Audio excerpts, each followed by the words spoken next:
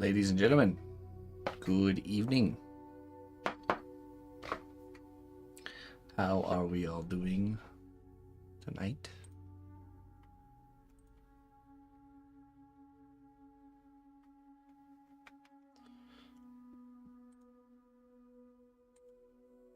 Okay. Time for us to continue. Be working on the Black Dragon project tonight. Continuing along with the second character.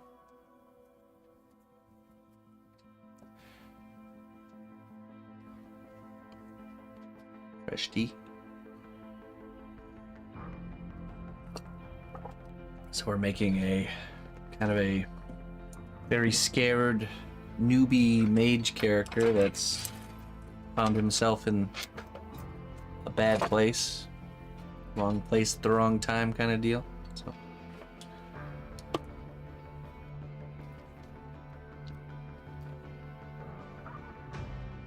hello. Hail, noble ally. Snow. Please accept these treasures as a gift for your unwavering service to the kingdom. Mr. Plantita. Hey, 47 months, man. Thanks for kicking off the evening. I appreciate that. Thank you for your support. Scale of Dragon for you. No, I stopped doing coffee in the evenings, so it's much more balanced. So I have tea, mostly like non-caffeinated tea, just like herbal teas. Tonight I'm having a mix of mugwort and lemon balm, fresh from the garden. Believe in your own power to create the life you want, just as a magician conjures magic. Well, hopefully not this magician here, 'cause poor fella. Thanks a lot, Mr. Plantita. Thanks for the support.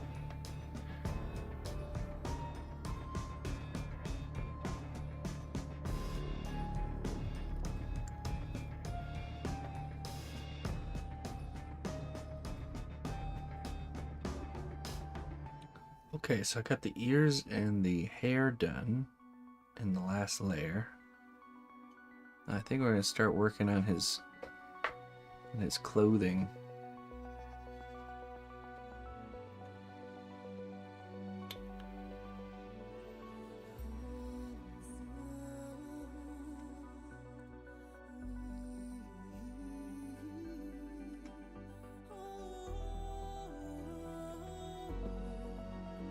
I don't want to give him like a big old robe. I want it to be more a little like, I don't know.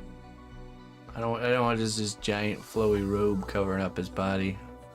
I want to be able to see the character a little bit better.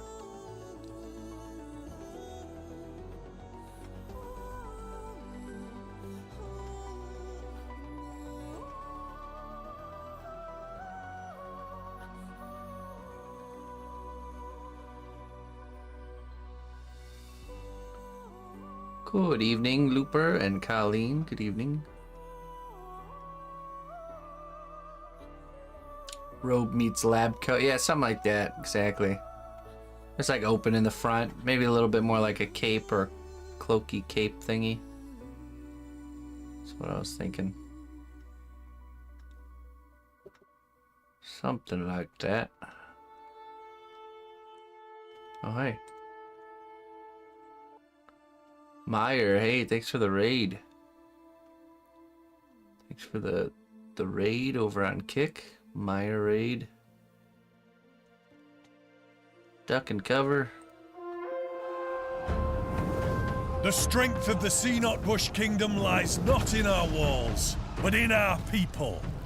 March to war. Hey, welcome everybody. Thank you very much, Meyer. I appreciate you raiding me all the time over here. I hope you had a great stream.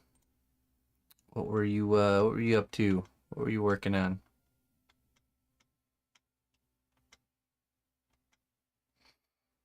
What were you doing? We're just getting our evening started here.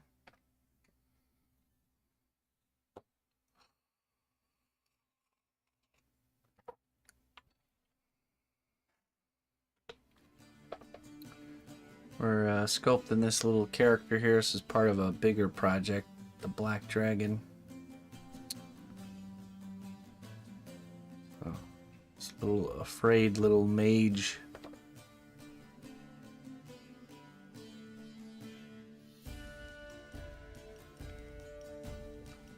About ready to start working on his equipment.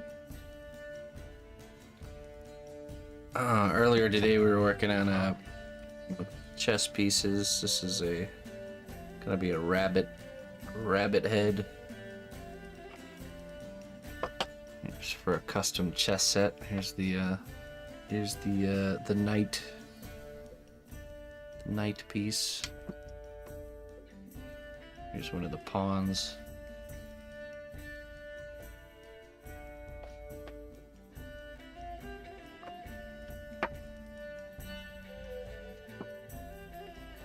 This will be the queen.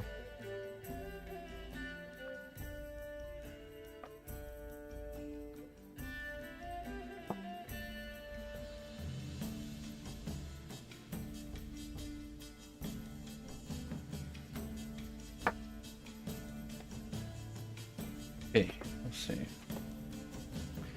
Now where should we start here? Maybe we do the lower body first. Boots and pants.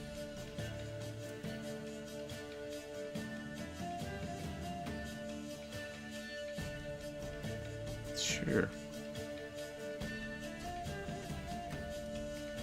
I'm gonna try and do the. Let's try and do the boots and the pants in one go.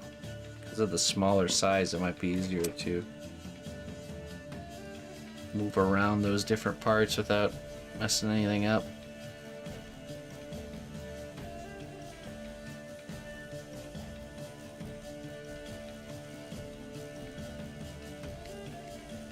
Adding our clay glue here.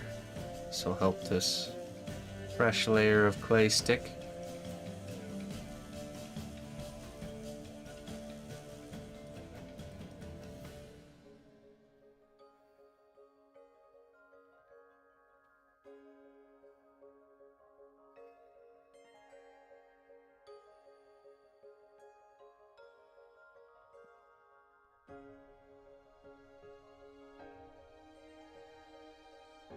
Hey, thanks, Evan. Thanks for joining the adventure.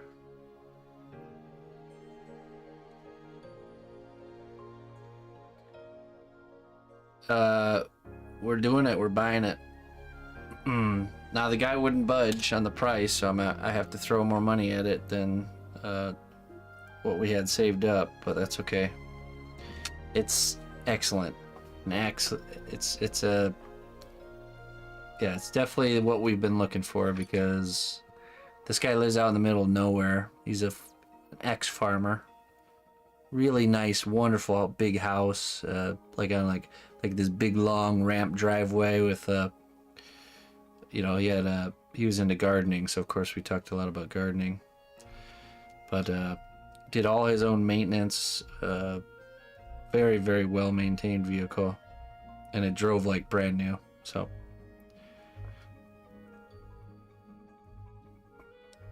It's definitely worth what he wants for it, and I knew we weren't gonna find anything that good, so we had to meet him where he was at. He's at the point where he had such high sentimental value towards that car because it's been such a good vehicle for him that he was willing to keep it rather than go go any lower. So, and he originally, I think he posted it for like 8 or even 10 grand. So. I knew this one was different. I looked at so many different cars and so many different situations. I could kind of tell that this one would be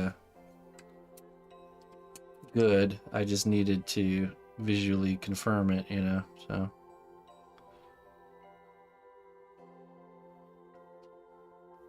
Yeah, I could tell when I offered him a lower amount, like almost immediately, I could tell he's not gonna budge. And it's a really great car, so I don't blame him.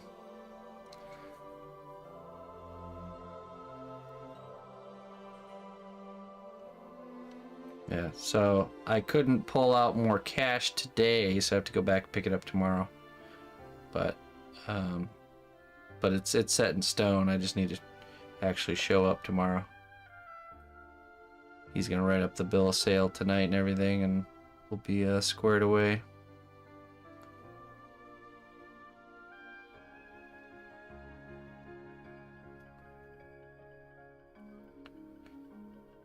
Couldn't have worked out any better, I think.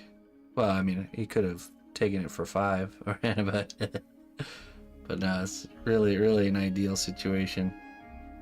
I'm very happy.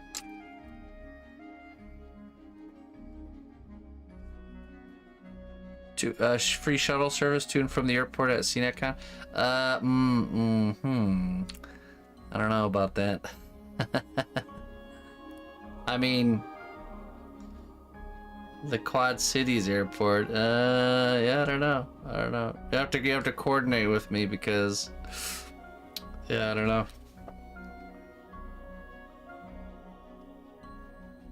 Possibly, yeah, but you have to message me.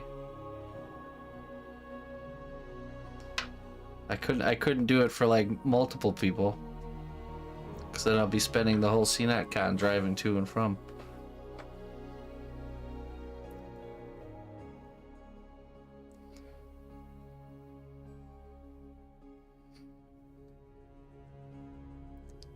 Ask Sarah to come pick you up, yeah.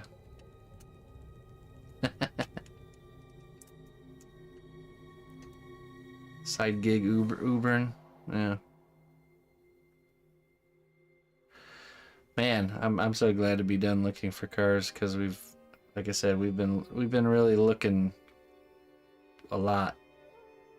But you know, it's nice to be able to take the time to really find something good and not to have to panic rush into buying something. So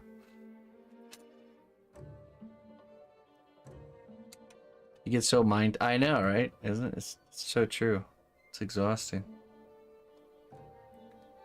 Who's the guy I'm making? This is a character that the dragon is stalking.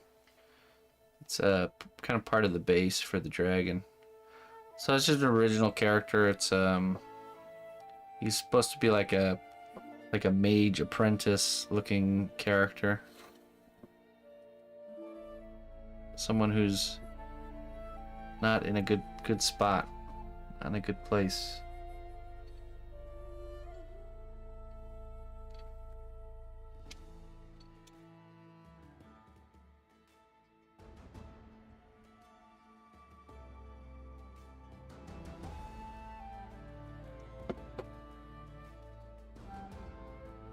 He's kind of like, in the scene, he's kind of peeking around a corner like this. Like this. He's guy's back against the wall. He's looking around the corner. And then right above him is the black dragon looking down on top of him. Kind of like a Shelob moment.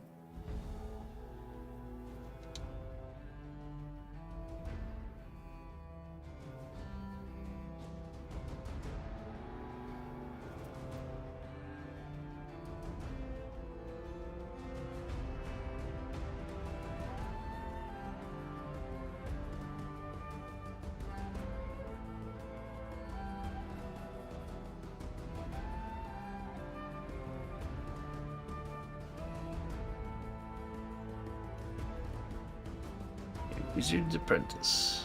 That's right.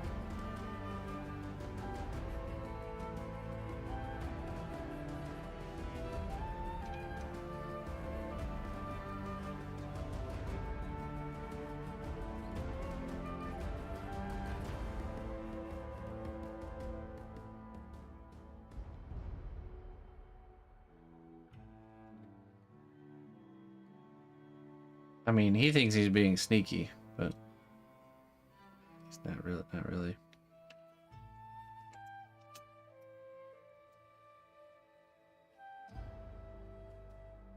$70 miles again. Was it diesel?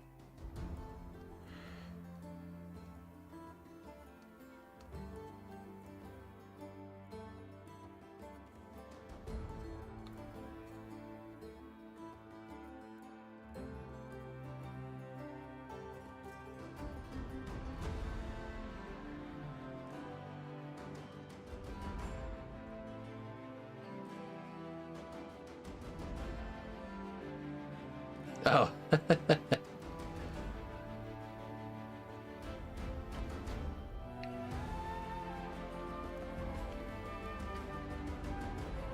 Right over my head.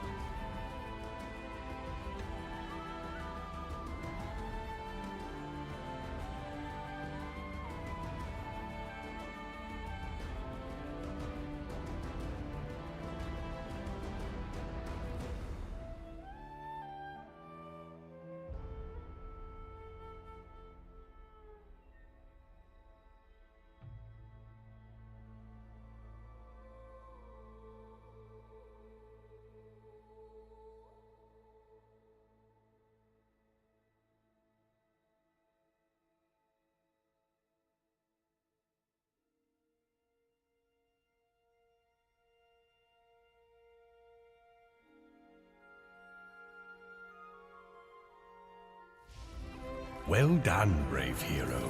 Your labor has borne fruit. Enjoy these goods as a reward for your dedication.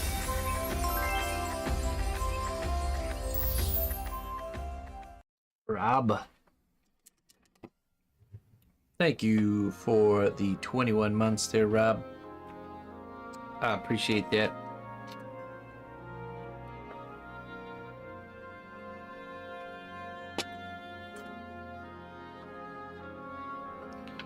Let's see what we got here for you.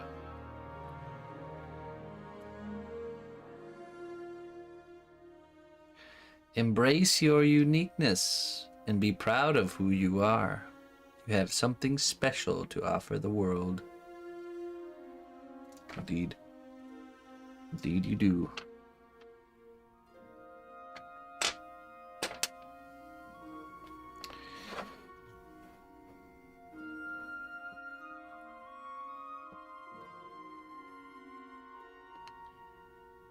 Yeah, thank you. Hey, sorry about your face for hooking up Rob.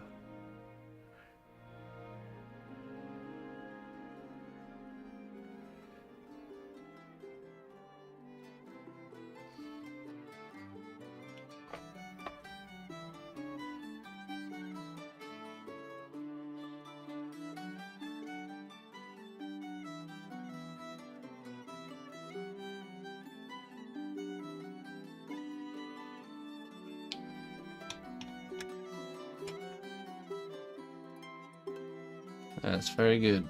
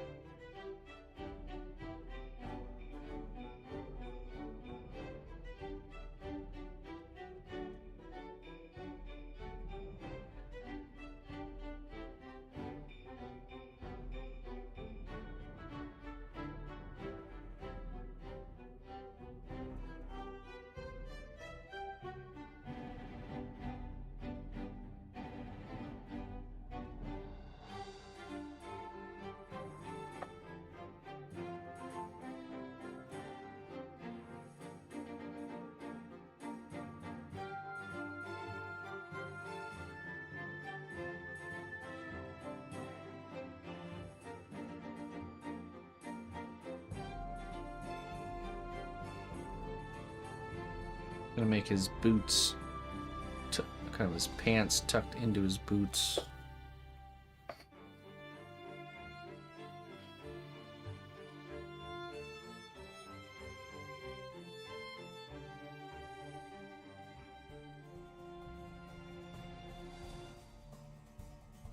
Oh, yeah.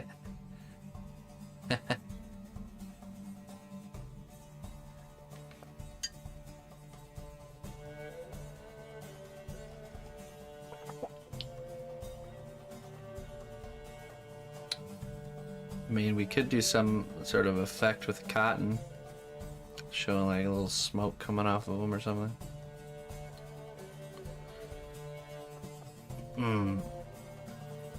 That would move into the more of the realm of a whimsical scene, not as a much of a dire situation. Also, I think Black Dragon's breath is acid, not fire.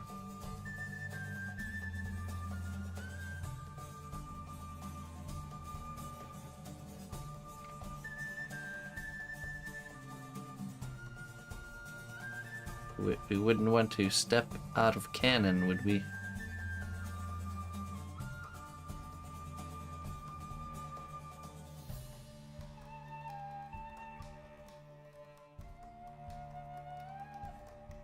Acid is correct, yeah.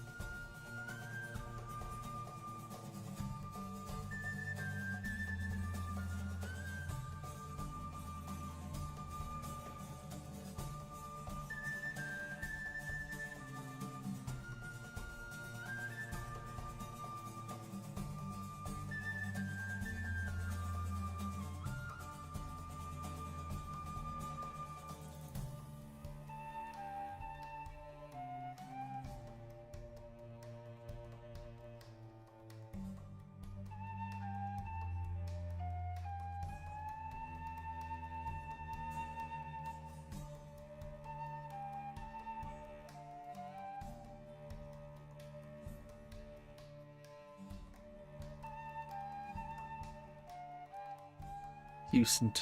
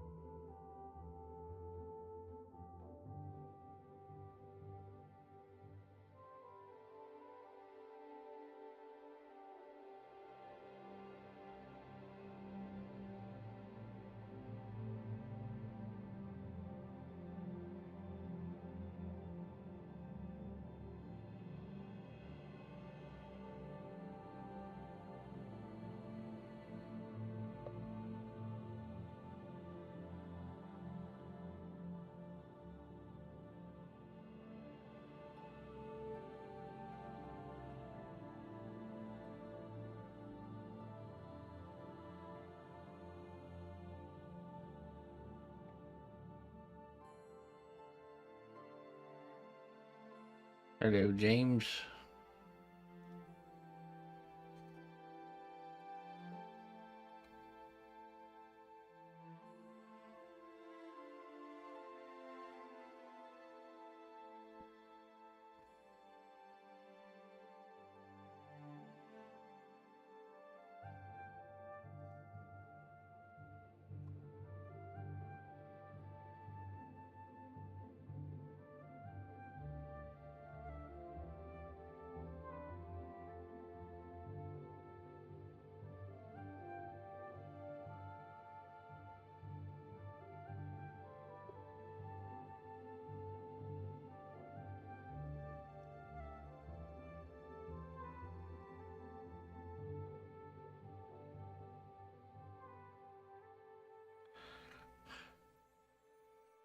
the big armor made of pure baking soda.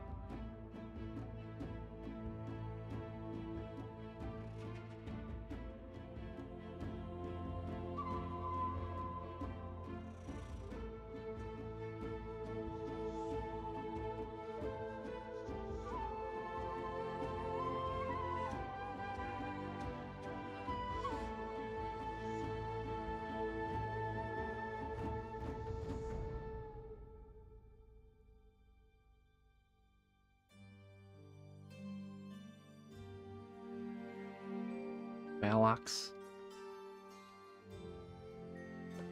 You can't hurt me, foul beast. I'm a pharmacist.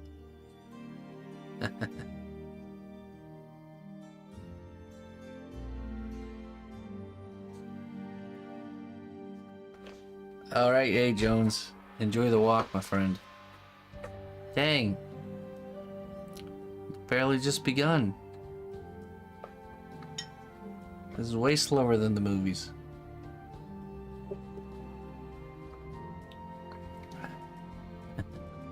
Now tell me, is the scenery as wonderful as the movie?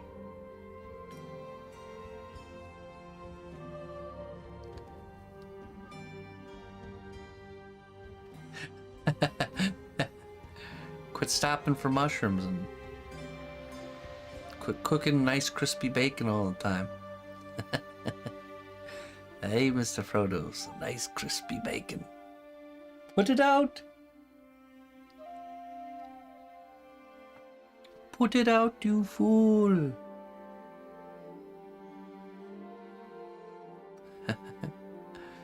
That's actually really cool. I like that idea because it really puts it into perspective, like how far they actually traveled when you're watching the movie. Yeah, right. Hiking around was their full-time job. Hey, you know what? Do we ever even know what any of their professions are? What do hobbits do all day? What are their jobs? Merry, Pippin, Frodo, Sam. Sam's the only one who has a job, I think, as Bilbo's gardener. Farm and sculpt. Oh yeah. I should know. Should know. Oh man. Grew vegetables and smoked what do they call it? The finest. Not gillyweed. What was it called? Toby weed or something like that. Long bottom leaf. Ah, pipe weed. Ah, yes. Long bottom leaf.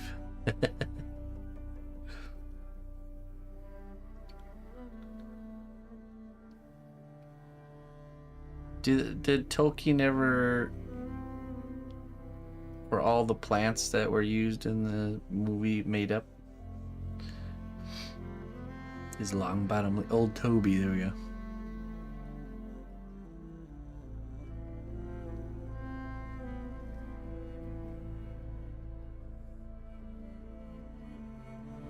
Because I mean, there are lots of different plants that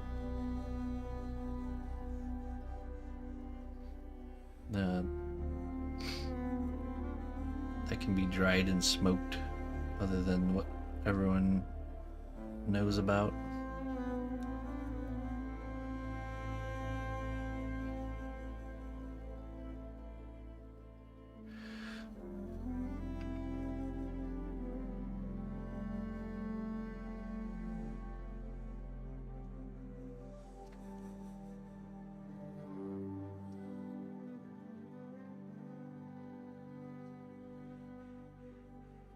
Hey, what's up, Toadstool?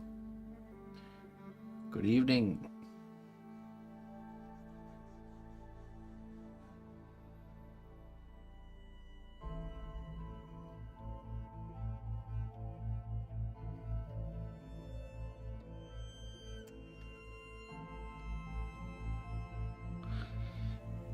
Okay. Let's brush these pants.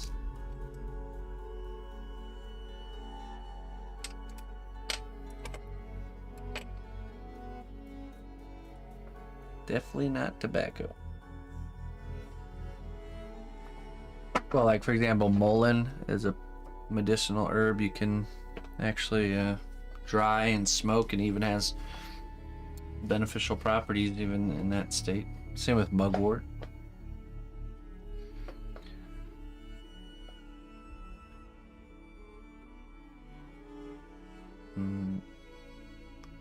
I personally prefer my medicinal herbs in the form of a tea, but that's just me.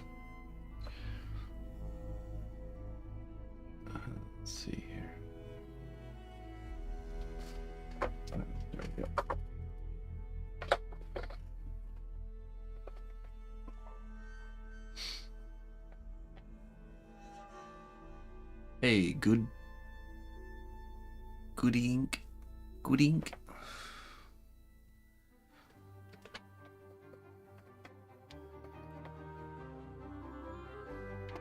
Tea is much better on the lungs.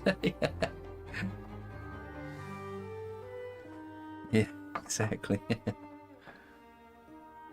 I would have to agree with this statement.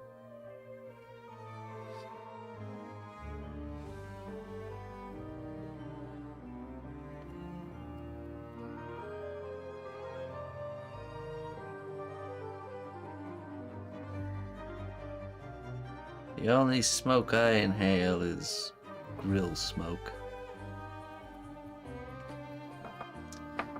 Not intentionally.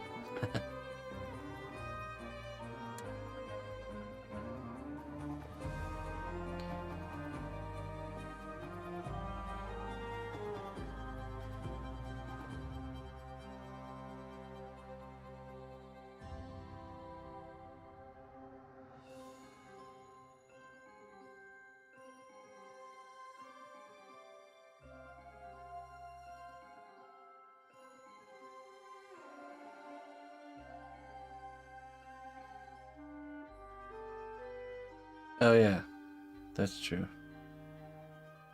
I don't inhale that kind of smoke though.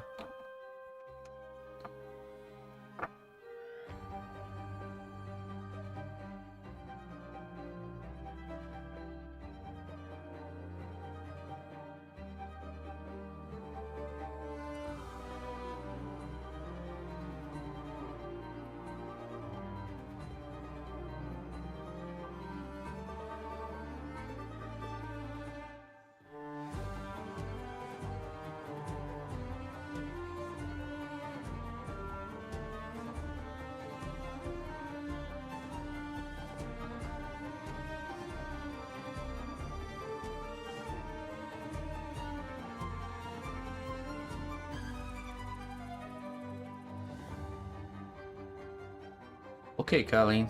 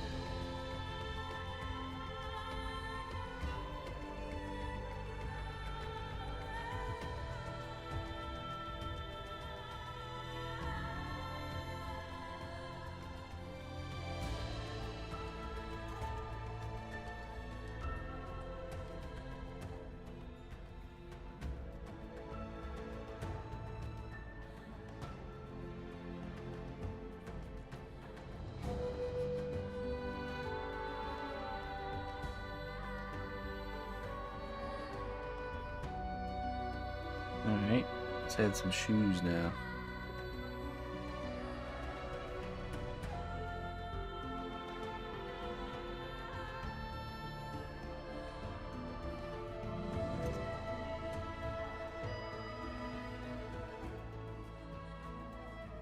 Hello, stars. How do you do?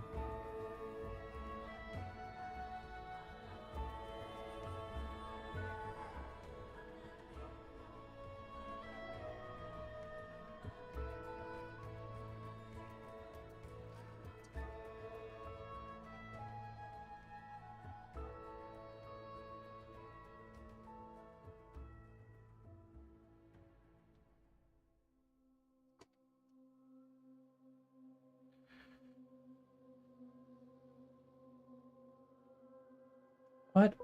Didn't that just happen? The heck? What's going on with the time lately? I swear you were just there like a week ago.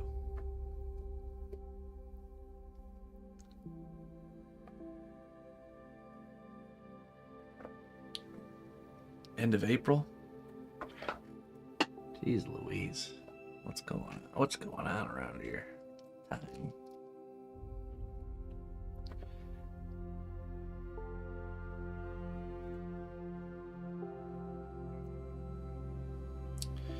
Alright. I will allow it, I suppose.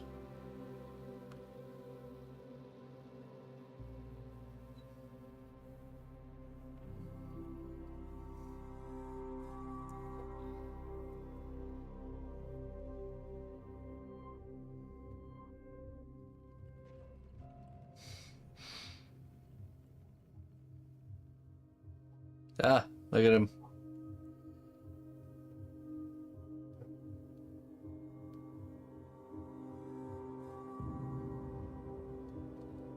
Nice timing.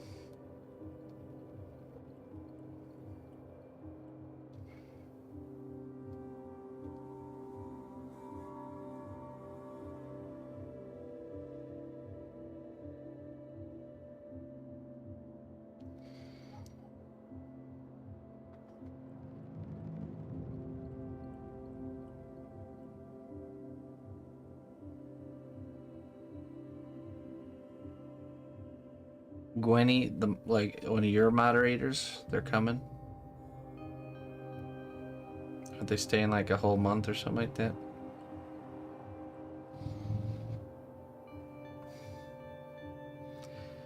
Hey, wonderful stars. I have an awesome resource available for you. If you want to learn the way that I sculpt, there's a free class, a whole start to finish project called, it's a woodland gremlin character that you can check out. And the idea is you watch, follow along as you go, pausing the video as you need to. And 16 sessions or 16 classes. And then every Sunday, starting this next Sunday, we're starting a new class, which is going to be all about sculpting dragons. So tune in this Sunday for the Sunday dragon sculpting class. And with that, you're allowed to also submit photos of your progress, and whether you're doing the old class or the current one, you could submit photos of your progress every week, and I can give feedback. So I go through all you guys' work and give feedback. And that happens, like I said, every Sunday starting this next Sunday. So I'm sure there'll be an occasional Sunday needing to be missed, but I'll keep you guys informed on the when those happen.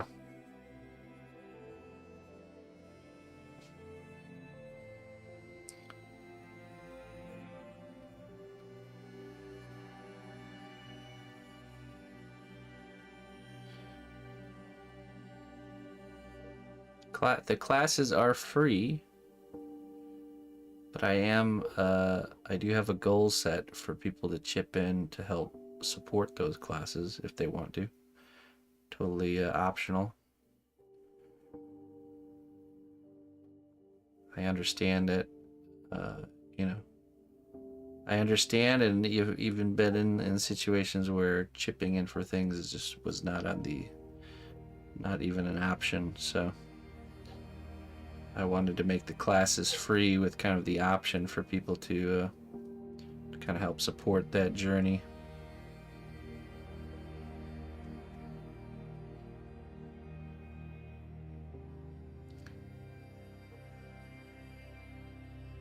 And then I do also offer one-on-one lessons if anyone's interested in that, but you have to email me about that. Hey, Creation X, how you doing?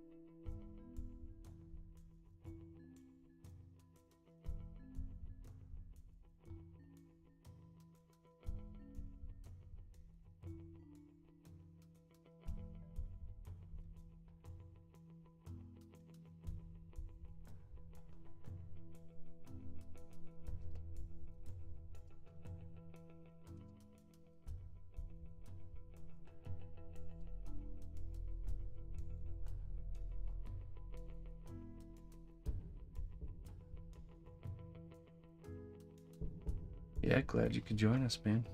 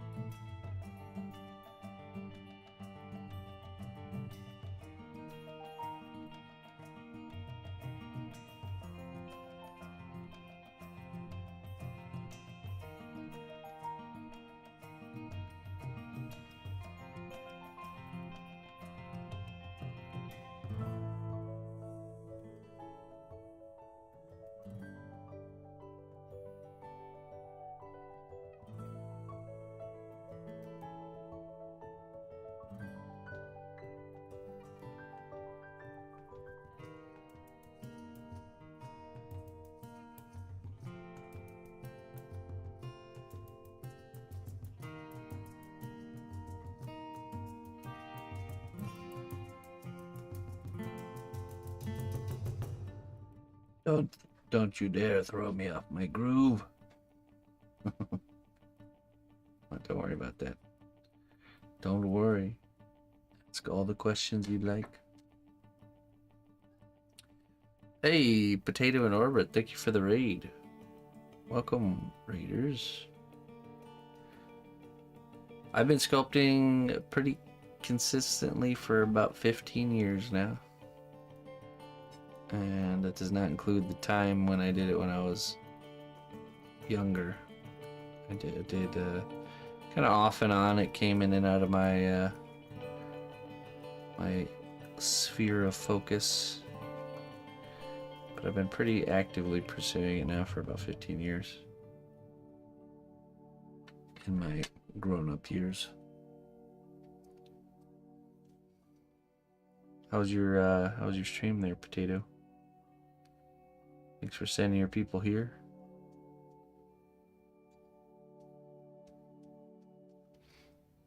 We're working on this, putting the clothing on the lower body of this this guy. He's like a mage apprentice. It's about to get melted into soup by a black dragon. Poor guy.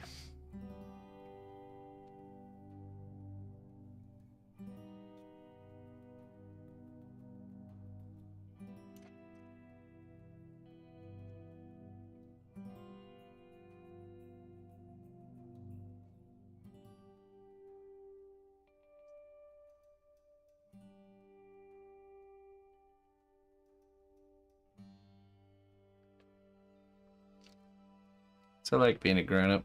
Yeah. There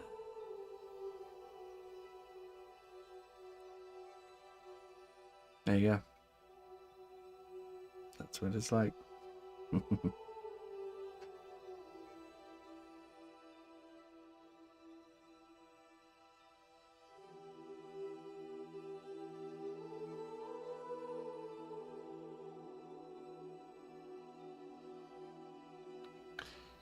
Like everything in life, it has its pros and cons.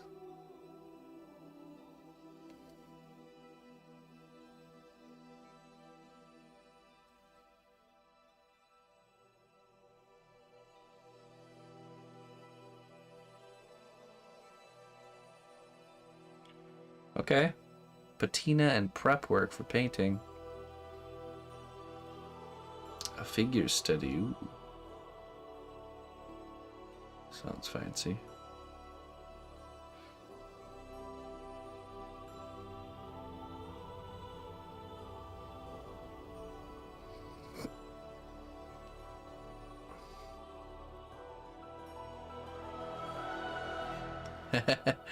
You can do what you want.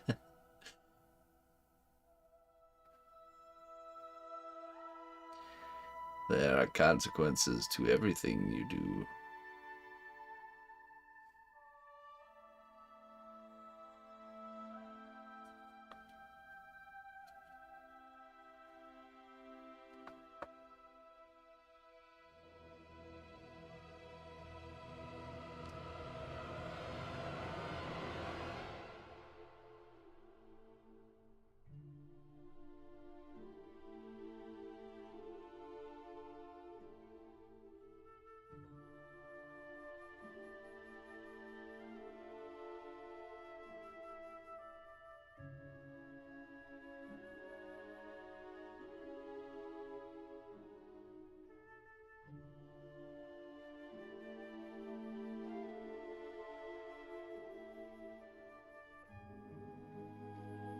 I recommend Shavant because it's the same that I'll be using.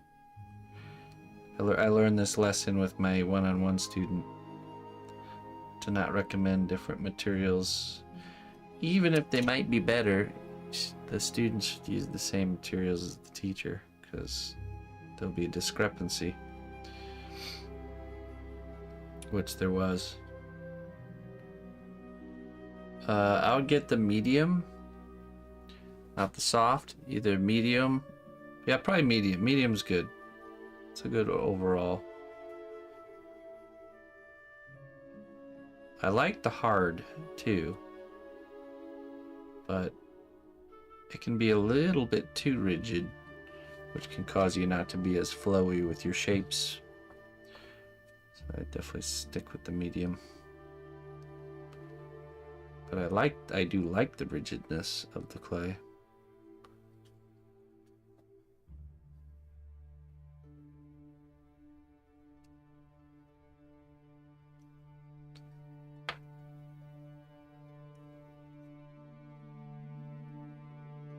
Well, cast clay is flexible after it's been cured, whereas other polymer clays are fragile.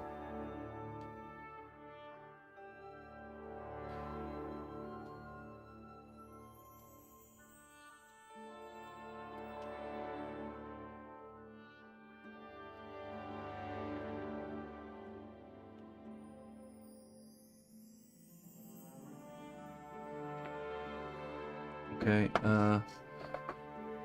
you've been working on polymer clay for about a month, which is nothing compared to you. I find it difficult to work on the section, then fire it, and so on.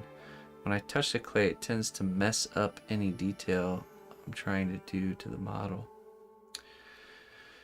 Wait, so you are baking in stages, Rain in the Dark?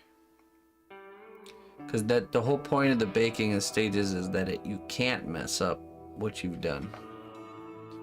So you're finding that even though it's baked, it's still getting messed up?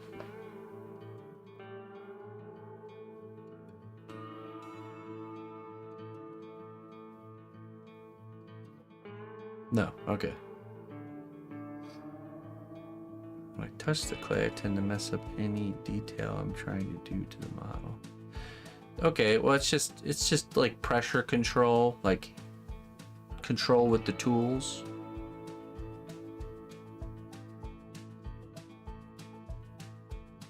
Right. So you're running into a lot of situations where you're covering up areas that you've already detailed and it's like painful to do. Is that what you mean? Like as you're layering, you're finding yourself resisting adding more layers? Yeah. That gets you, so what ends up happening is you get better at identifying what areas will be covered up earlier and not putting detail into it. Hold on one second.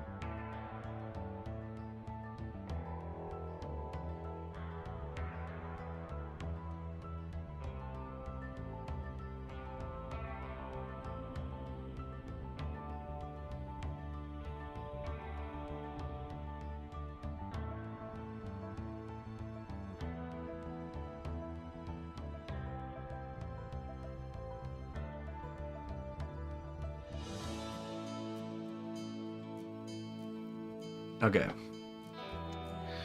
Maybe you're too much in a hurry. Yeah, and you always have to remember that if it benefits your overall composition to cover an area up that you put work into, then you just have to do it. You have to bite that bullet. Don't get attached to the work. But like, for example, on this piece, I know he's gonna have a cloak or a cape or something like that going on here. So that's why I didn't do it like any wrinkles here. You know, but sometimes I will. Sometimes I'll do wrinkles there and then realize, oh, oops, it's going to be covered up, and then I just cover it up, you know. So you just have to, you get better at kind of having that foresight. It just takes time.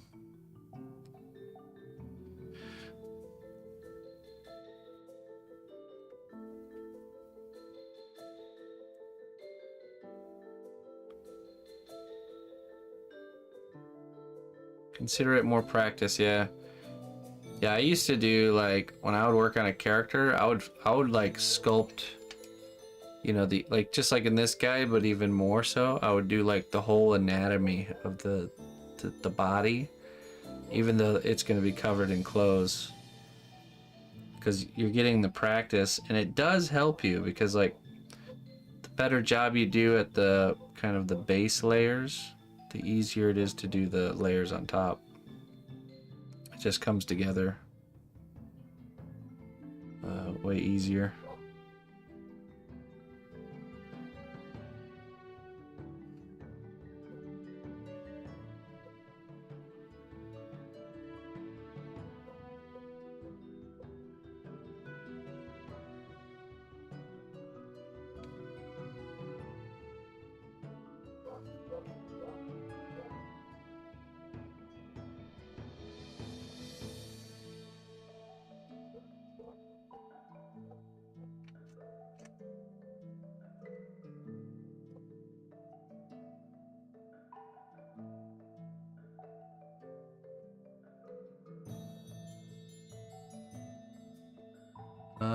Well, I could look around a little bit. Up there, all around here. From this angle. You're not allowed to see the rest of the workshop. You guys used to be able to when we had Sadie Cam. Perhaps someday I'll let you see the whole workshop. Today's not the day though.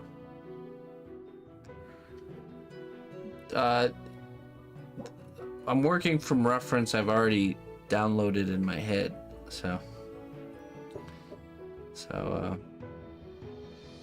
on this particular thing. But yeah, a lot of times I'll use reference, or if I get hung up on a detail or I'm trying to figure something out and I just can't get it right, I'll browse around some reference. It's not that day, not this day, no. Someday.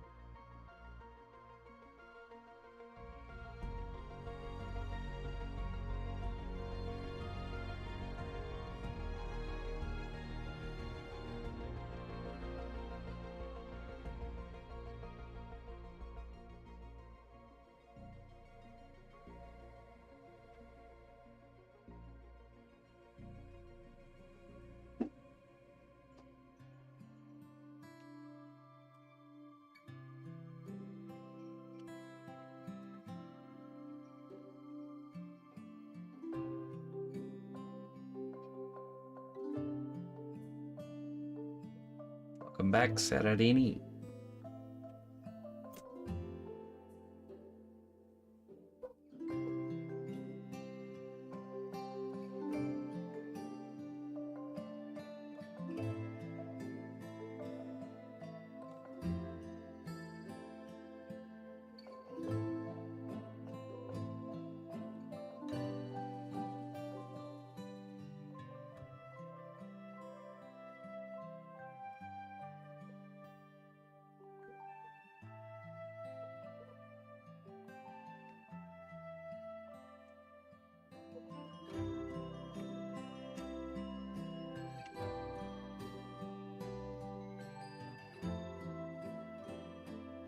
No, but I used to be a big fan of, actually more so, Indian in the Cupboard. Remember that one?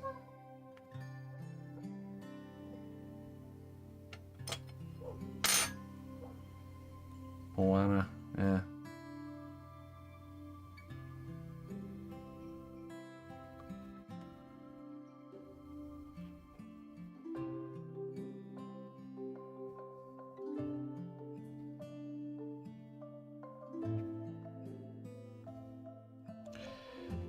Me and my brothers used to think about that happening in real life all the time. But I don't know. I don't think I'd want to make a living. I'm totally fine creating inanimate objects. It's a big responsibility to create light, living beings. Notice how every single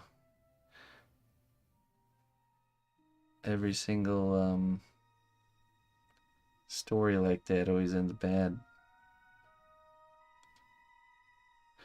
I was just thinking, they totally predicted AI with like military. Isn't the premise of toy soldiers that the toys get accidentally inserted with like experimental military grade chips that become sentient?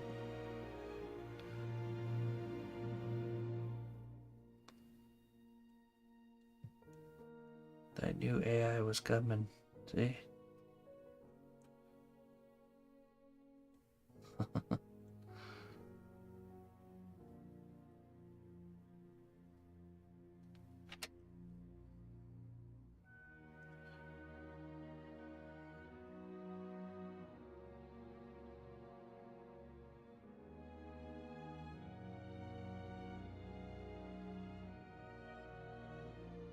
I love that movie too. That was such a cool one. Archer.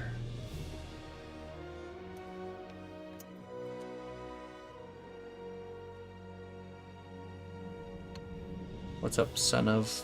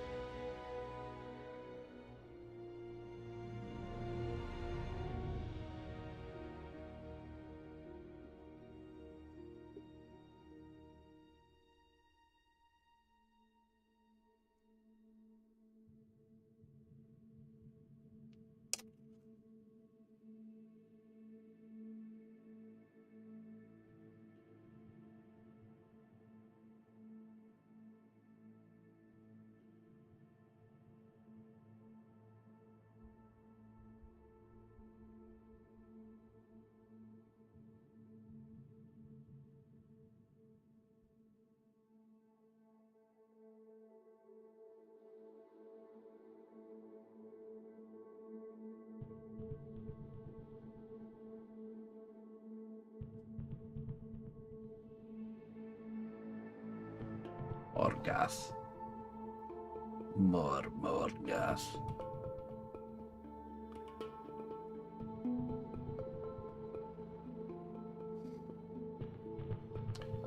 I mean, he wouldn't have legs.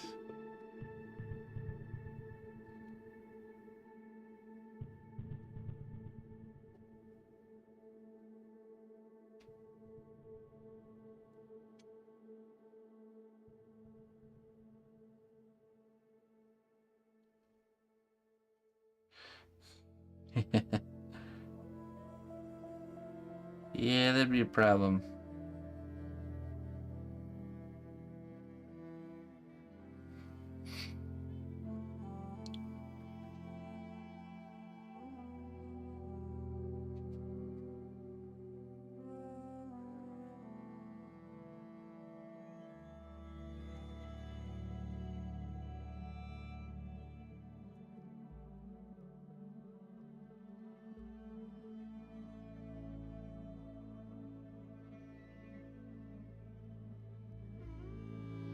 Then insurance could say, "Oh, sorry, sir.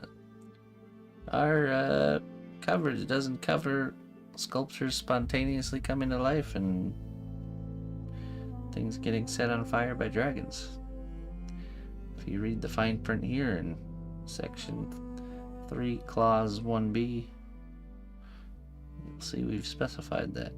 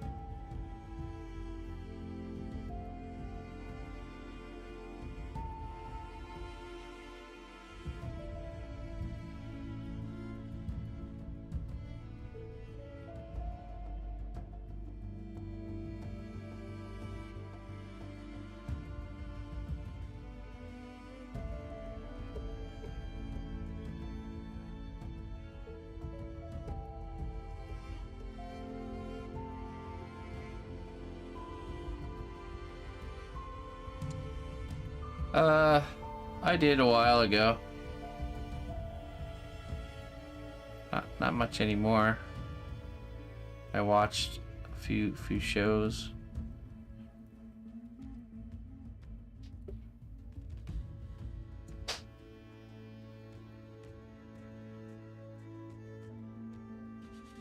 Probably the most recent thing, which I don't know if it counts, but watched the live action whatchamacallit?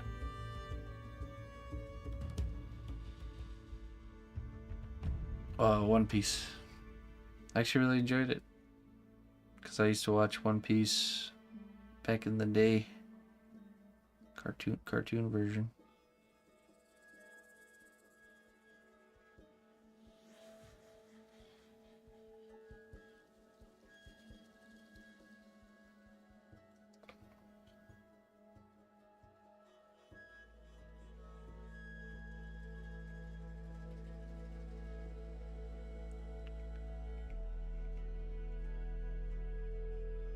Yeah, no, it doesn't.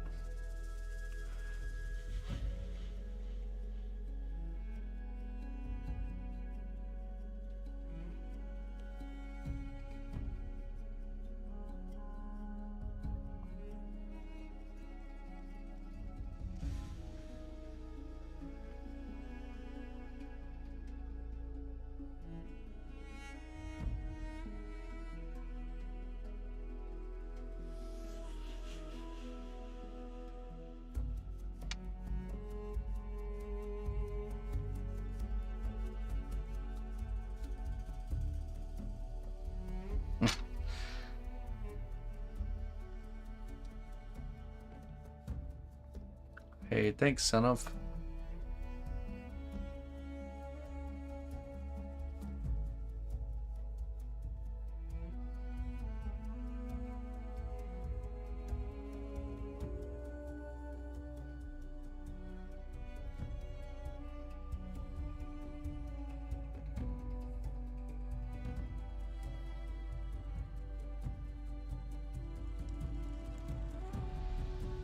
What's Oda? What's Oda?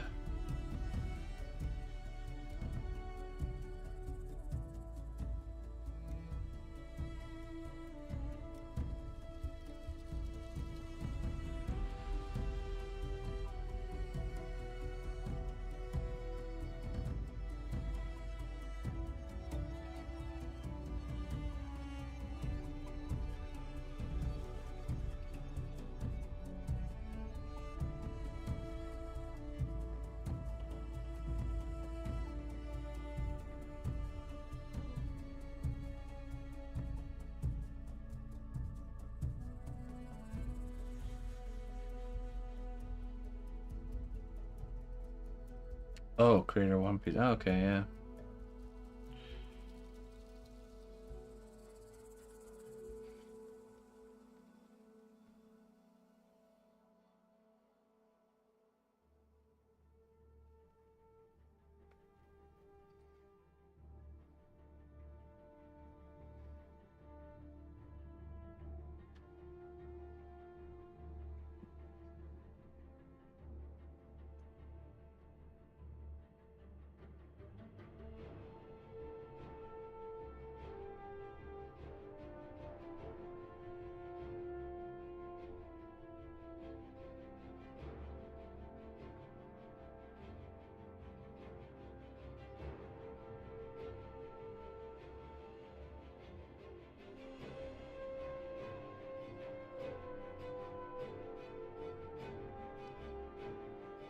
Hey, what's up, MJR? I think we'll try and just finish off this lower body with once we get done shaping these boots. We'll get this all textured and detailed on the lower body, and then we'll bake it.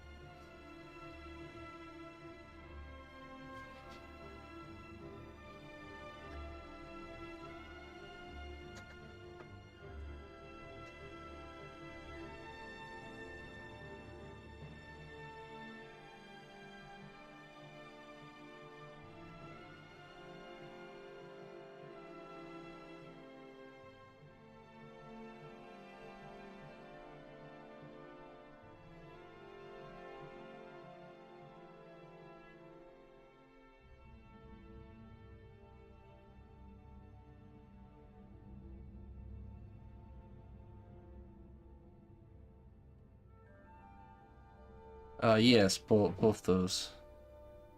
Not currently, man. I don't really do anything currently other than sculpt and garden. Sculpting, gardening, and being a dad and husband. That's about it. But yeah, I used to play a lot of Magic and DnD.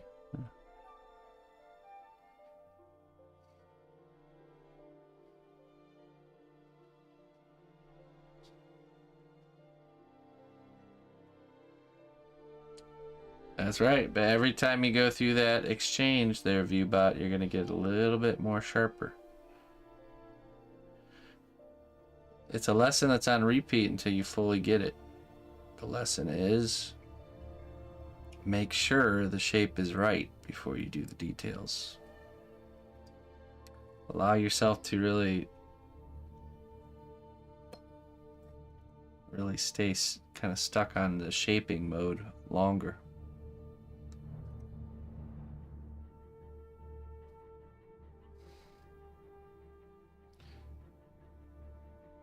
Not even video games, nah. I occasionally will load something up and mess around for like a little bit, but nothing's really. I haven't really been playing anything lately.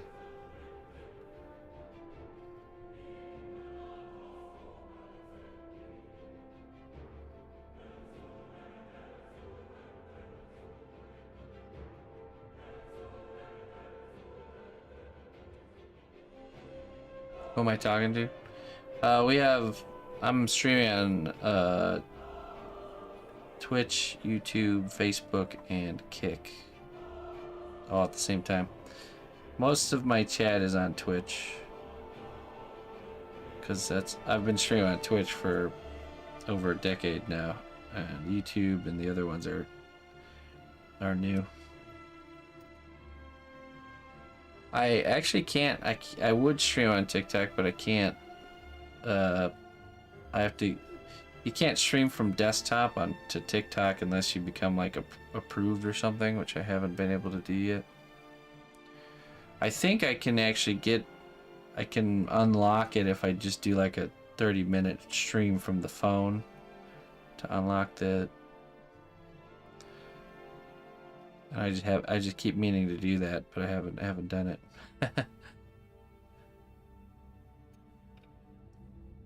Like yeah, I'll just do like a workshop Q&A 30-minute stream just to unlock it, and I keep not doing it.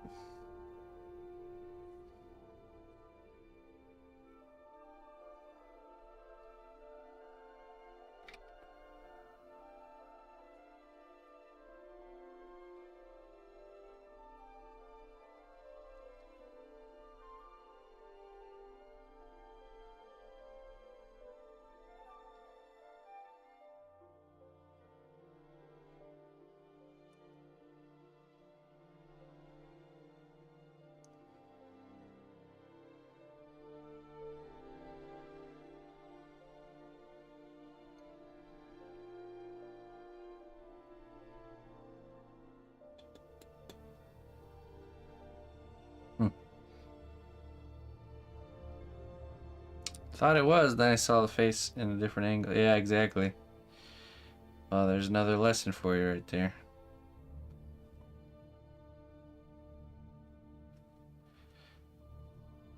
Trust me when I say I know the struggle. But it's a good thing. Every time, like I say, every time you go through that struggle, you're sharpening something.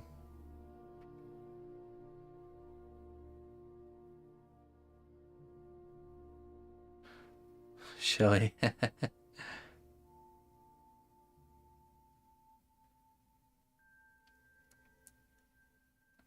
No, what it is your mind isn't,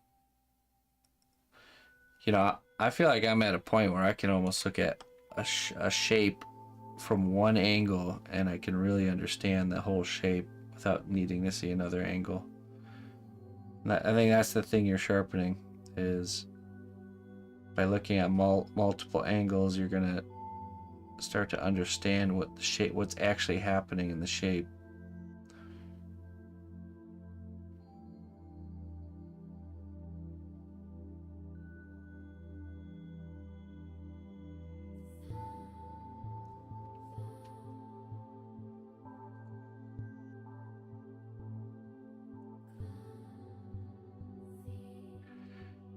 Hey, yeah, no worries, my friend. Yeah, I've actually been it's been like 13 years now. And oh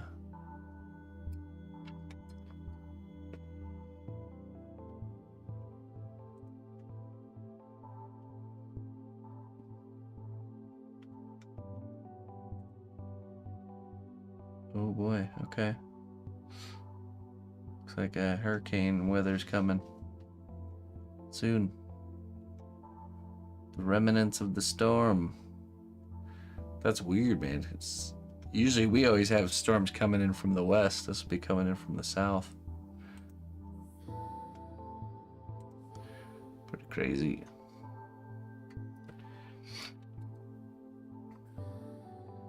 I'm sure it's just a lot of rain though.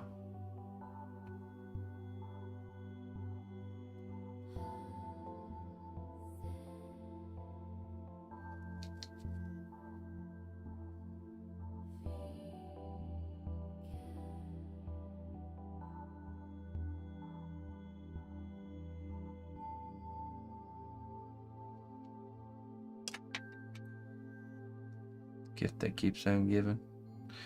I'm not saying no to the rain, man. Me and Bob were driving out to go take a look at that car and realizing how tall the corn is already. And it's because we've been getting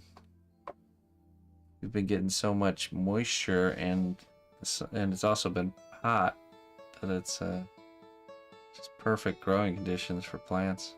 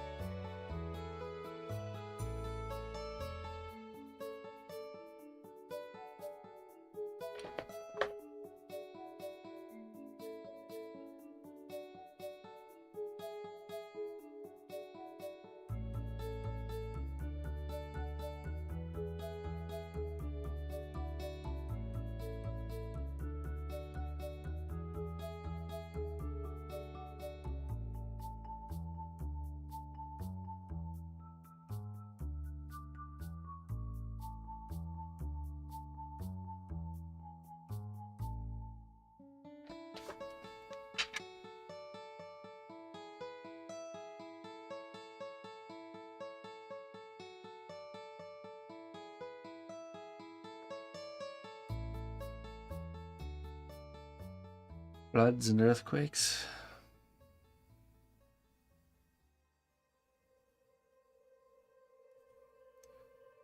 The river is pretty high. It's definitely that could be an issue. Flooding.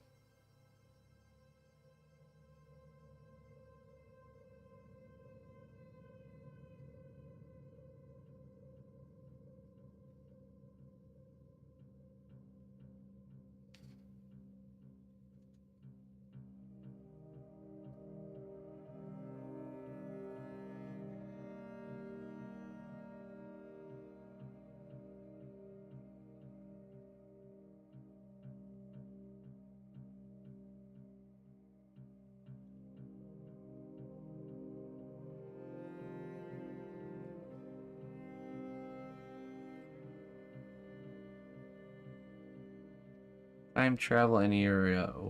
Which do you pick? I'm totally fine existing exactly when I'm meant to be here, which is now.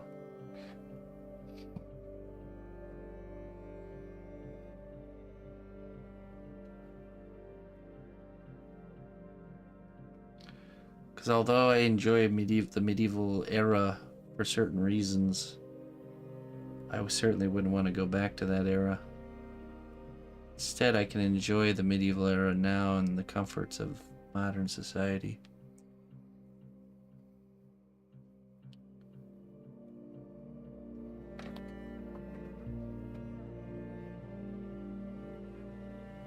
Oh, excuse me.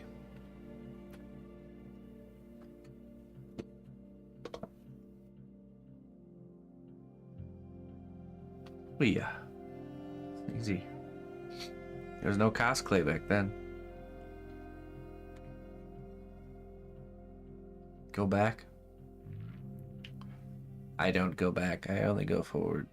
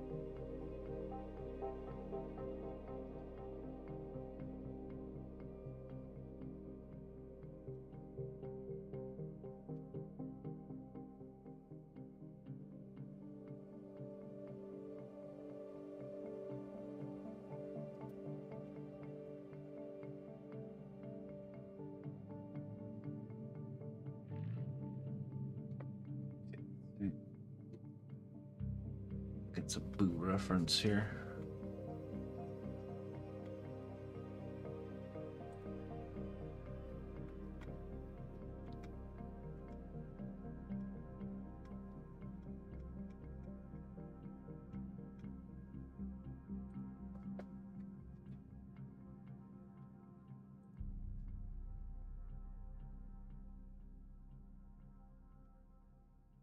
Boots.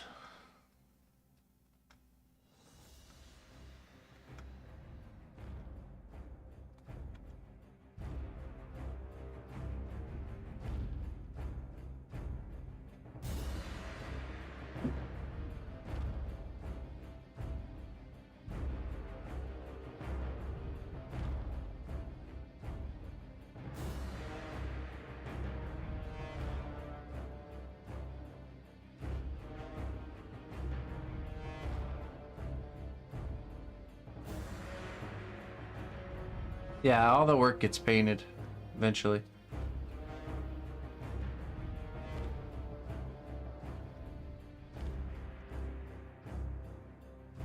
Eventually.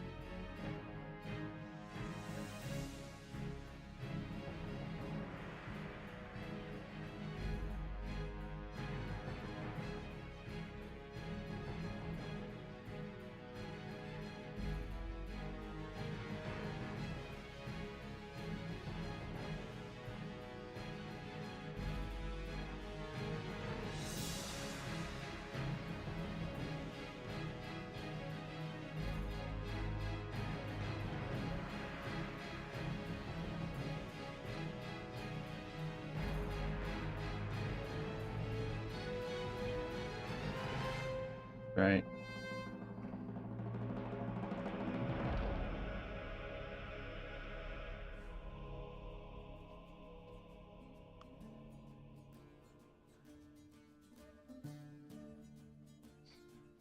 Yeah, everything I do is commission work. This is part of the dragon, yeah. This is a character that the dragon is stalking. Part of the base.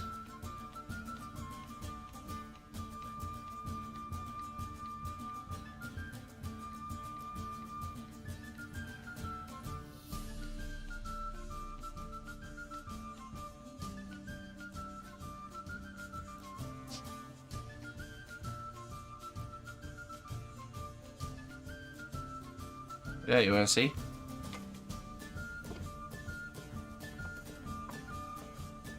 Alright, fine art junkie. Get all these chess pieces. Now, let me show you. It's as big as a cat. Big as any small dog.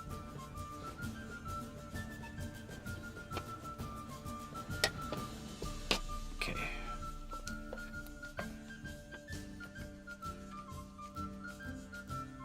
Oh.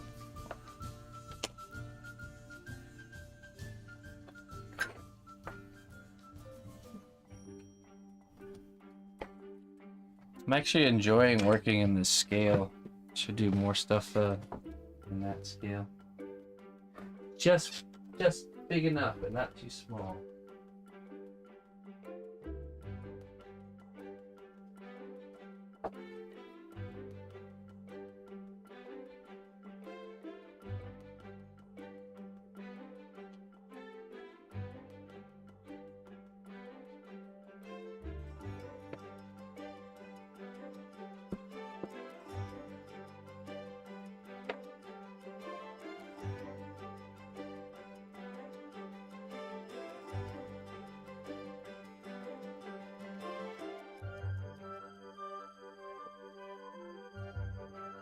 Right.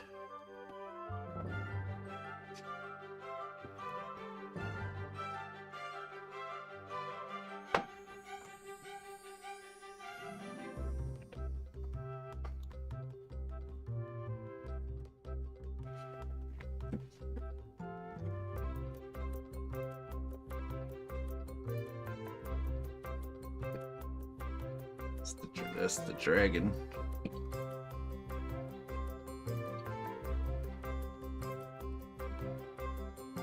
No, I've made the base to the tail, but we have to sculpt the tail and the wings on the dragon. Speaking of which, I wonder if we can remove those now.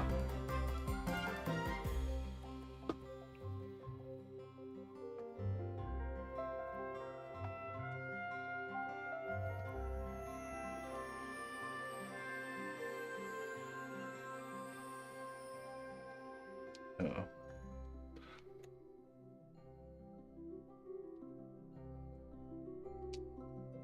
Well, that could not be good.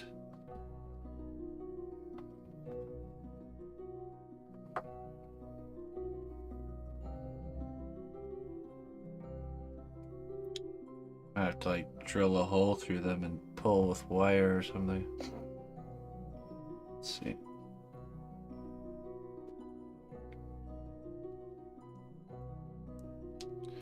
Yeah, it's not gonna work. We have to get those out somehow.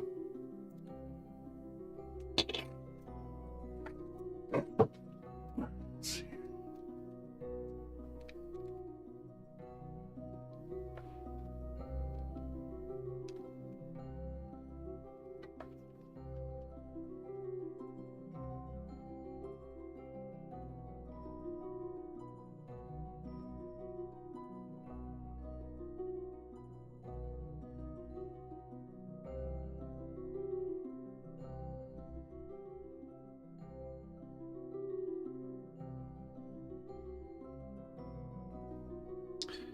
No, I used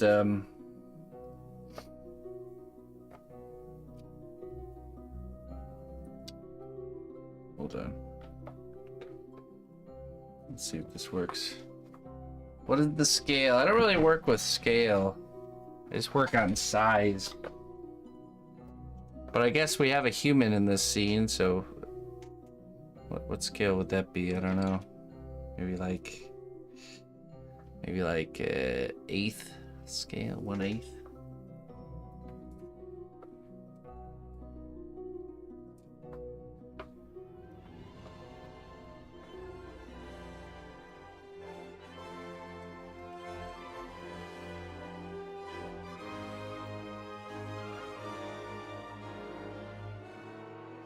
Okay, let's see here.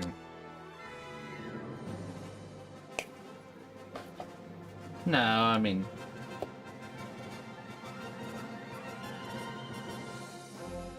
maybe 9th. Let's see.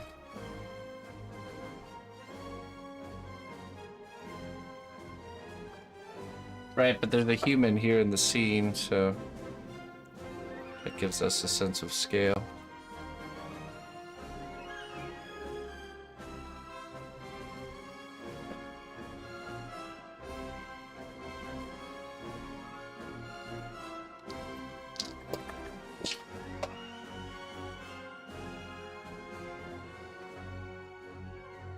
Does it vary on the amount of clay? No. I mean, that's a factor, but the biggest resource used in sculpting is time. So it's based on time.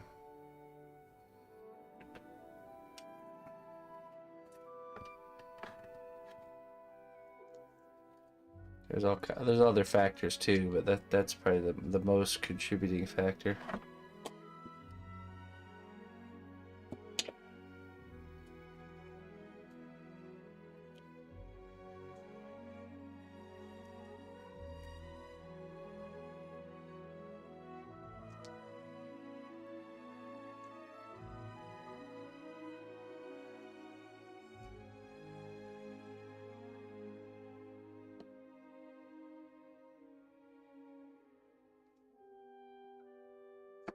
Okay, you know what?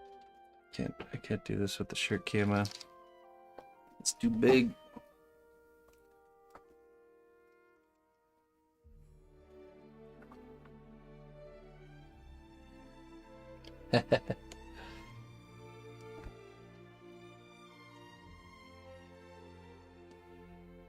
I mean, usually size and time is correlated, but not always.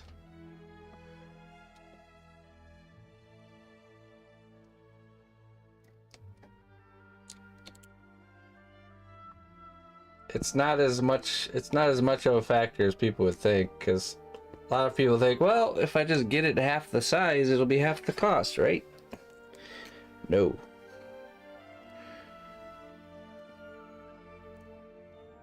Okay, let's see.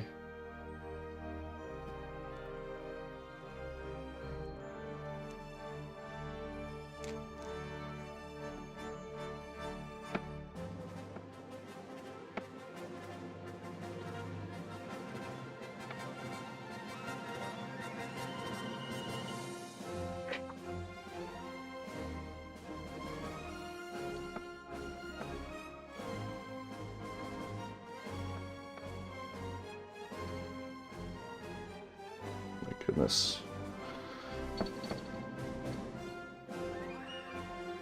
Well, that's in there. Great. Okay, let's see.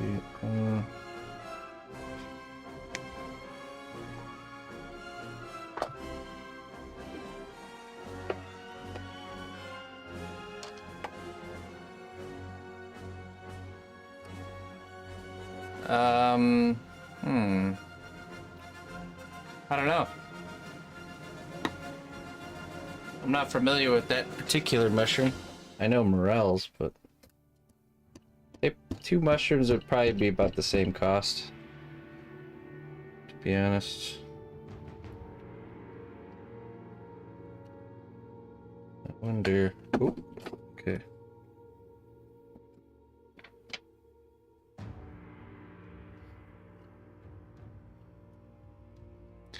Let's say you sculpt a character.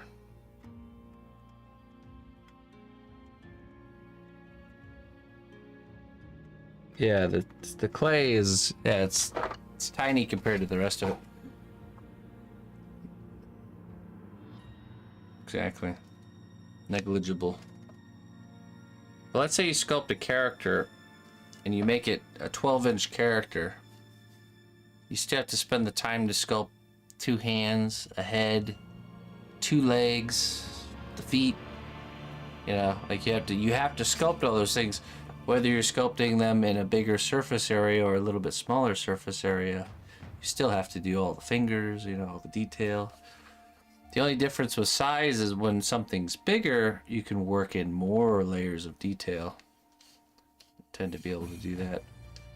But ultimately, the majority of the time is the, you know, the rendering of the features. So if you take that 12-inch character and you scale it down to 6 inches, yes, it will take less time, but not as much less time as people would think. Not half, you know. Definitely not. But you take a 6-inch character, and say somebody wanted the budget to be half, well, they can make it a bust. Because now you don't have to do hands, arms, feet, legs. You're doing half the character. So half the amount of work, I would say. So the best way to limit budget is to limit composition. So by doing a bust of a character, or maybe the character where it's just like one arm and it's coming out of the wall or something like that, you know, or doing the full character, you know, all would have different budgets. So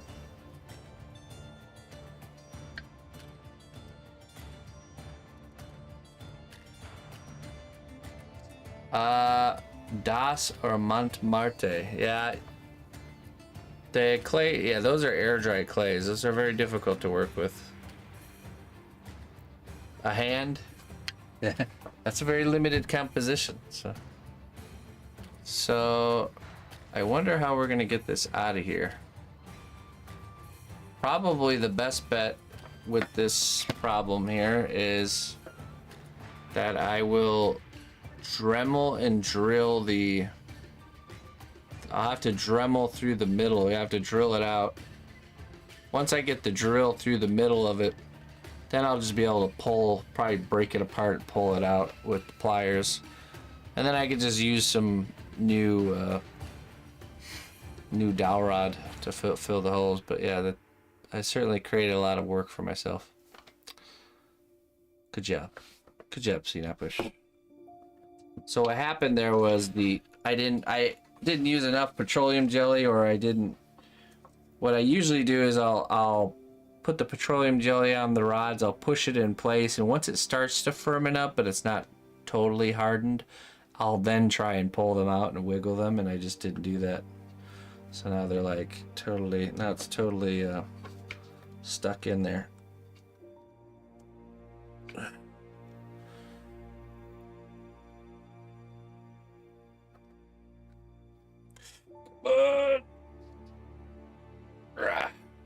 No. No, it's not coming out. So the bond of epoxy clay is exceptionally strong, as you can see. Wow. Just like bruised my finger doing that.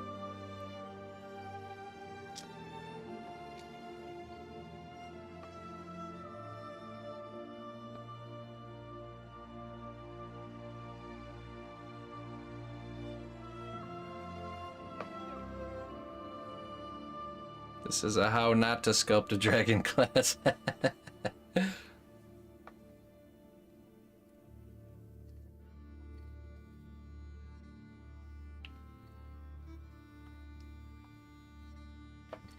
Okay, hold on.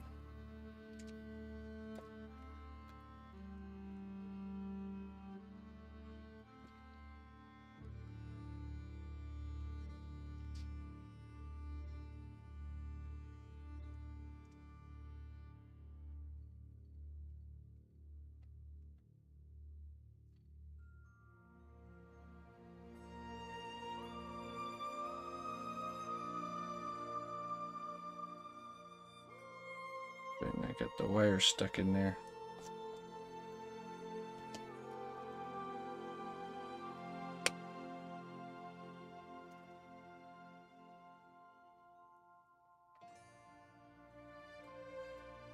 Yeah, like I lost feeling sensation in my pinky. Just a little bit. Nice.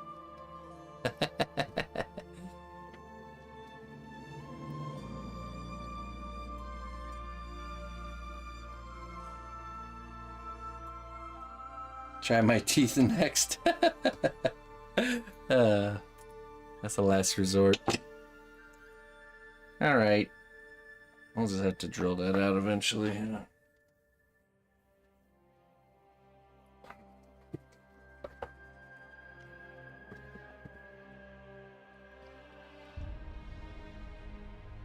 Good job. Alright.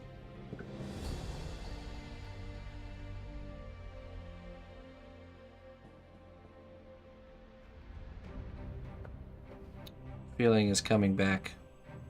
I can feel it.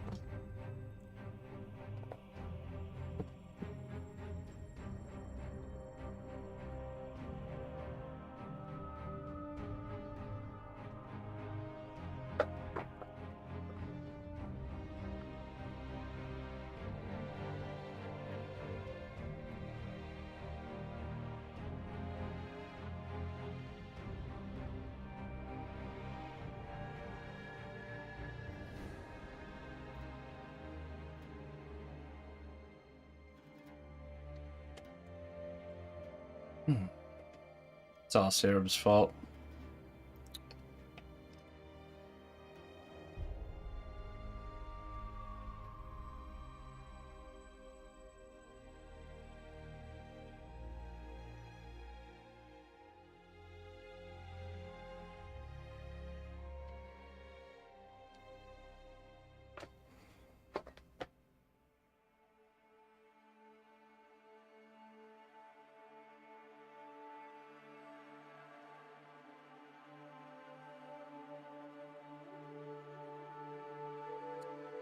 End cutting pliers.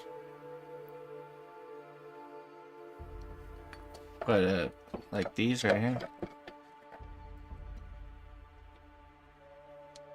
Like these ones?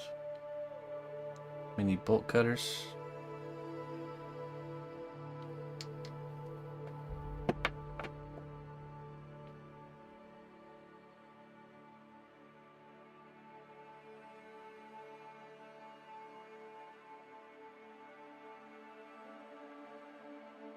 Oh yeah, just like standard wire cutters. Somewhere around here. Beefy pliers.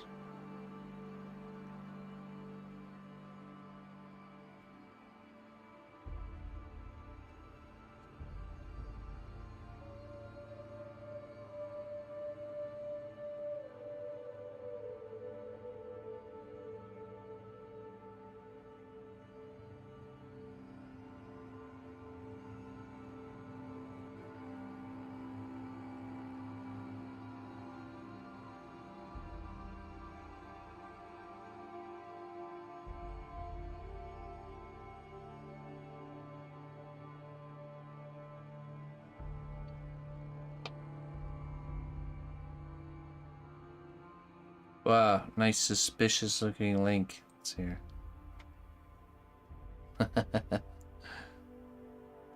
Oh, actually I don't know if I have those actually.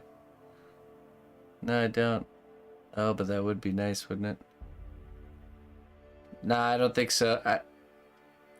I gave it a lot of force already and it wasn't not even budging a little bit. No, I think I already know what I must do. Just gonna have to, I'll take a big old drill bit and drill right through the middle. And then once I do that, it should come out after that. The piece of wood is not, I don't care about the piece of wood. I care about the whole remaining you know, in a nice shape. That's the important part. Snubs. Yeah, I don't have those, but I've seen them before.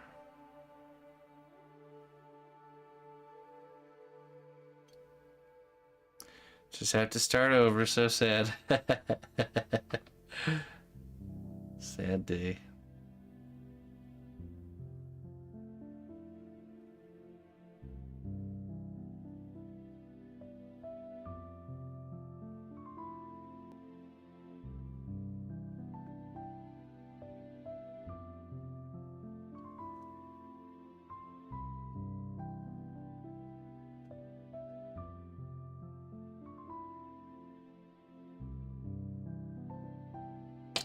A great pulling tool.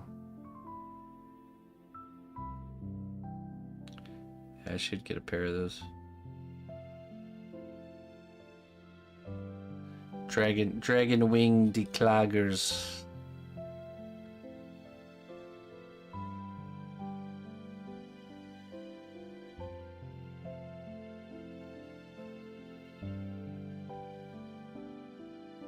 Colleen might disown me. Yeah, maybe.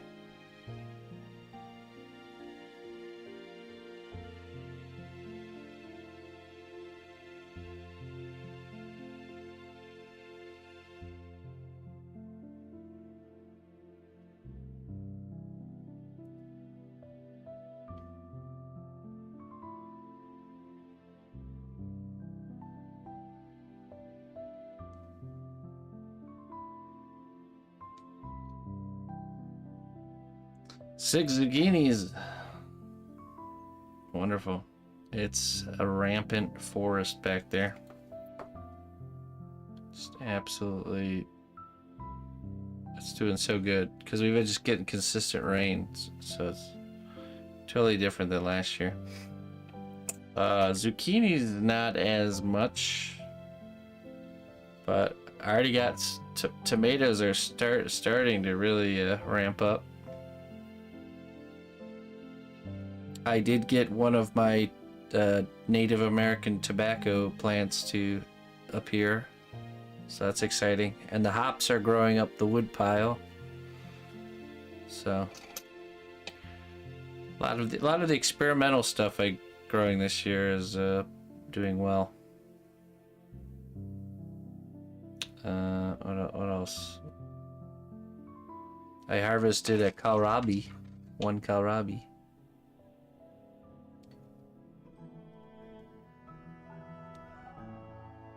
Yeah, that's how mine is too, Colleen. I got like probably like 3 big ones. The birdhouse gourds are doing okay.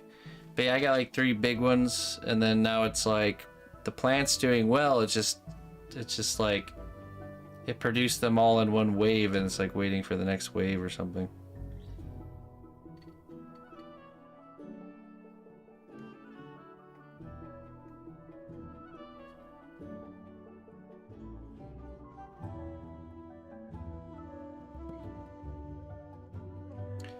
Hey, Blink Walker.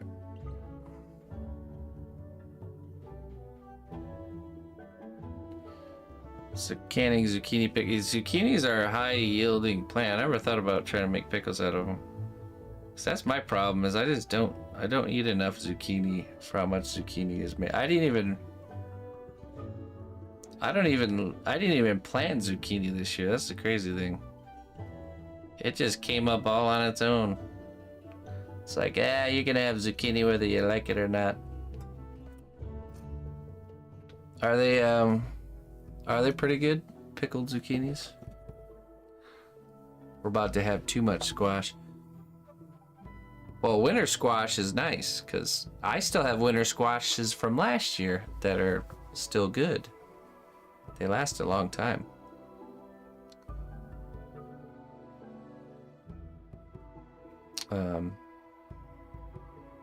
The watermelon plant's doing good.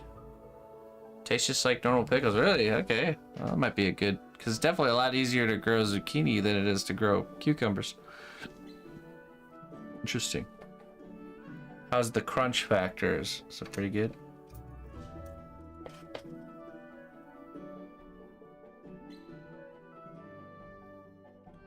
Onions is my big thing I'm harvesting right now. How do you store winter squash that long? In a nice basket right on top of the fridge. Butternut squash. Essentially, the more starchy the squash, the longer it lasts. The sweeter squashes will spoil faster. So like acorn squash doesn't last very long. I'm not sure about have to have crunch. Okay, so that's good. That's good. Good to know. I've been really wanting to pickle some green beans, like spicy pickled green beans. It sounds really good.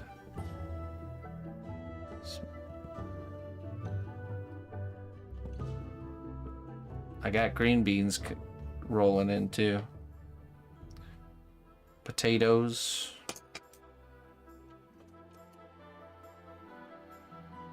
I'm only harvesting potatoes as I need them, though.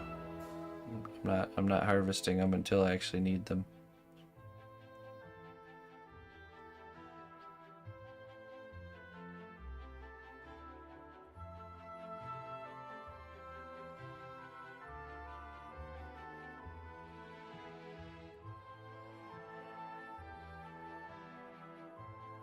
But yeah, I just straight up stuck the squash. I stick the squash right on top of my fridge. That's where it stays. I'm also surprised growing ginger this year that I didn't plant either.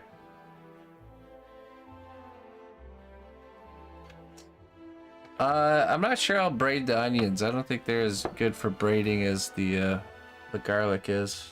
I don't know, I haven't looked into it. All the garlic's harvested. I've been gifting the braids away, so I have like I think like 6 braids of garlic still. All right, Alpha. We'll catch you later. I replanted peas for fall harvest. I tell you what, the flavor of these yellow onions I'm pulling out of the ground right now is like next level. They totally sell us hollow food at the grocery store because everything tastes a million times better when you make it in the garden.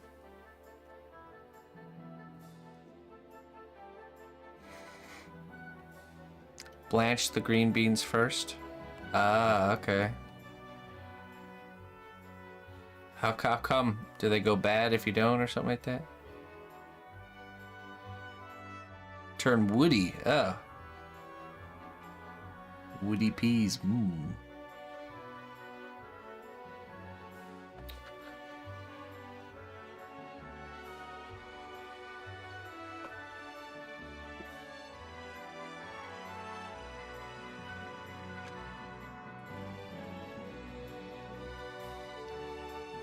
Interesting.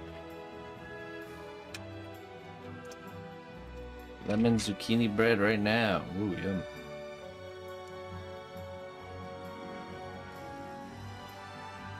What else is doing well back there? Oh, I already harvested my first sunflower. It was really early.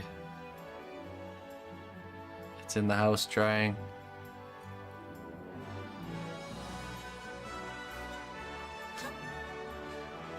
That's some nice goat food, nice pickled goat food you made there.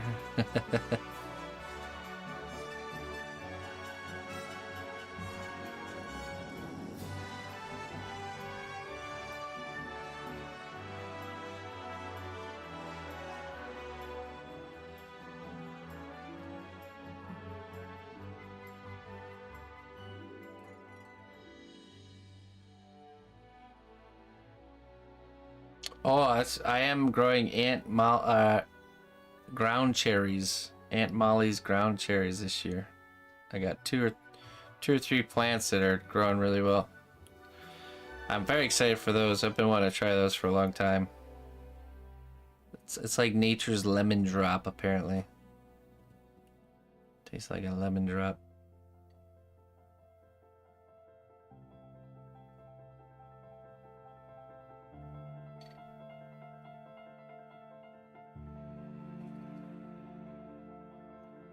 Ah, well, that's all right. It gives time to set up, and even if you don't get a harvest this year, there's always next year. The Jerusalem artichokes are starting to bloom back there too. Those are doing really well. Very prolific.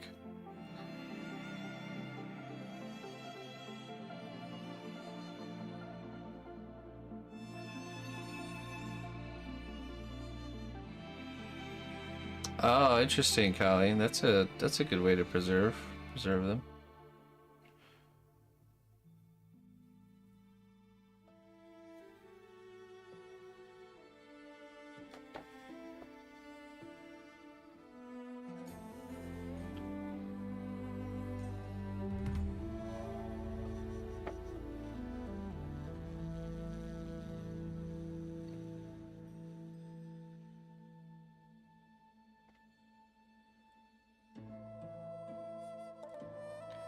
Well, I think once you plant ground cherries, they actually they self-propagate quite well.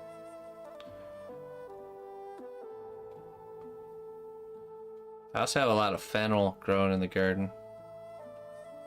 And cilantro that's turning into coriander. The herbs and stuff are doing really good this year. Oregano and thyme and basil and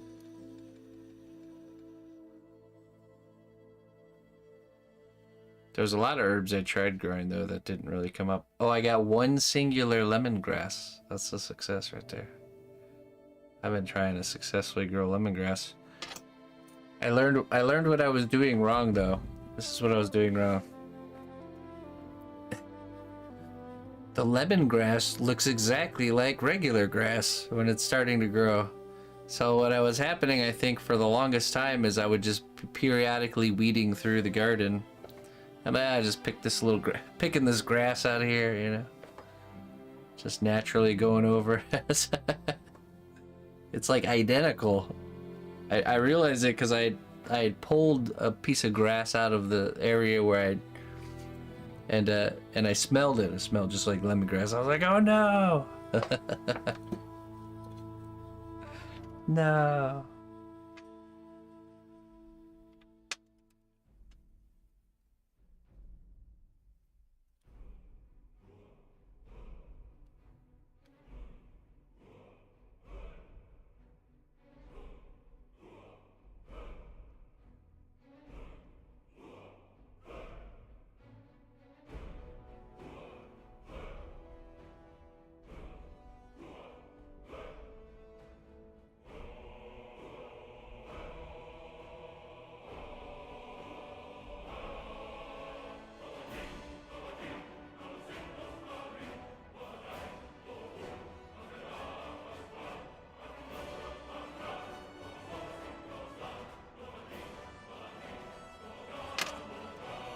What else?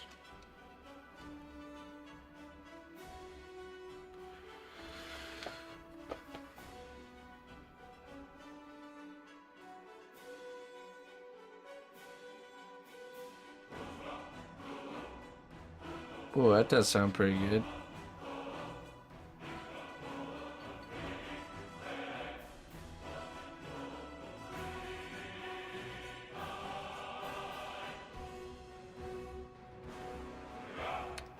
Lots of onions, definitely lots of onions. I planted a couple hundred onions in the garden, so.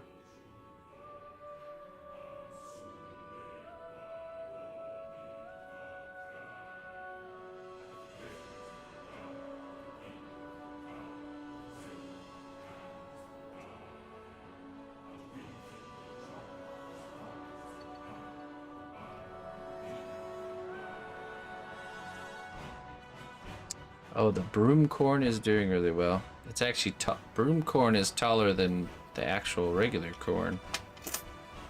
And the amaranth is doing good too. I planted amaranth.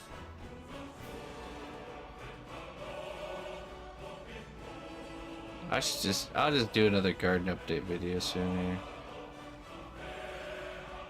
here. Maybe this weekend.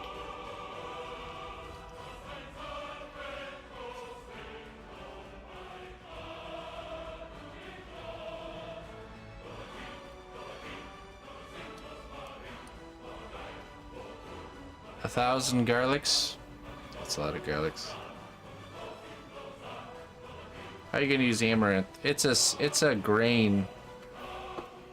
So just it creates these really large seed heads loaded with seeds. I'm just gonna harvest that, put it in a bag.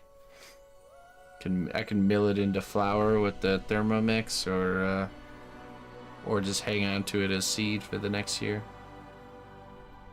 Quinoa, buckwheat, yeah, exactly.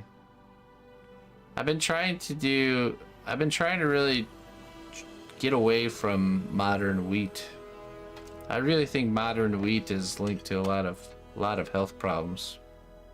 The consumption of modern wheat. So there's so many other grains out there that nobody eats, you know, that are way healthier for us and even tastier. The reason that we don't see a lot of them is they're not as easy to commercially farm. So that seems to be the link to all the varieties we have in the grocery store are linked to that one thing. Is it easy to commercially farm? If the answer is no, then you're never gonna see it.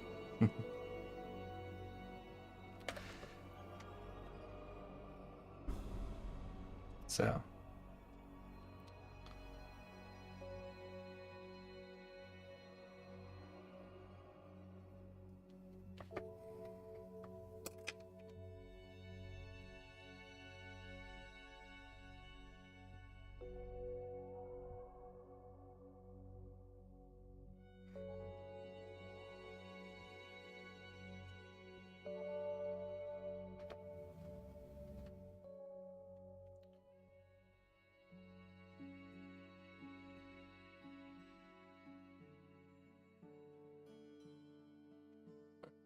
we've done that before, Colleen, with the hollowed out zucchini.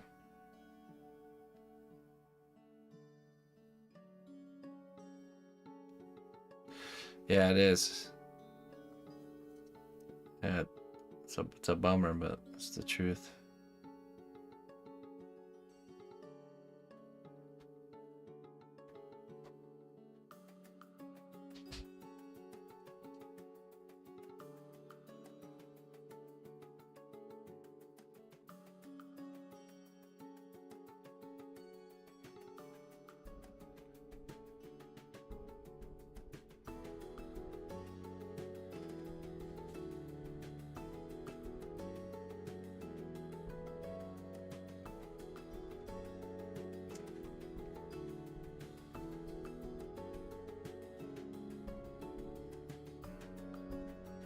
There's a plant in the family from quinoa called lamb's quarters that grows naturally here, and it produces a lot of grain as well.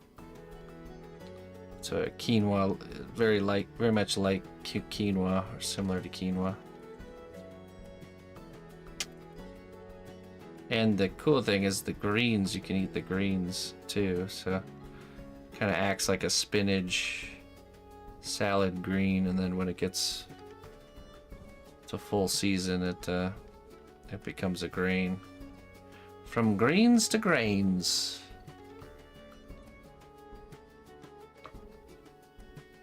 What the heck? Yeah, exactly. Yeah, it's because there's so much stuff. I'm telling you, there's so many varieties of things out there you've never even heard of. It's so crazy when you start exploring the realm of plant diversity and variety.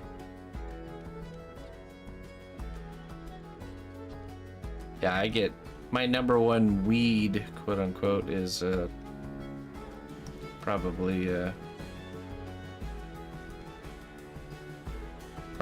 that. It's kind of cool that your number one weed is something that's edible. It's lamb's quarters. Probably my number two is mugwort, which is also really useful. I don't let the lamb's quarters grow, but I let the the mugwort grow.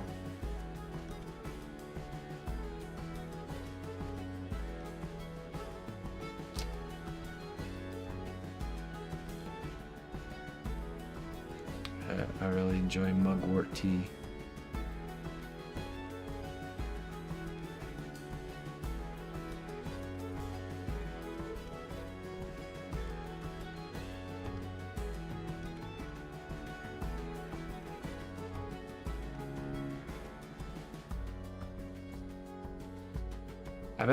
I've been letting dandelions grow in the garden. So if there's like a really big dandelion, I'll let it grow. I mean, some of them I remove, but some of them I let grow. And then what I'm going to do is in the fall, once the greens die back, the roots will plump it up. And I'm going to go harvest the roots at the end of the season.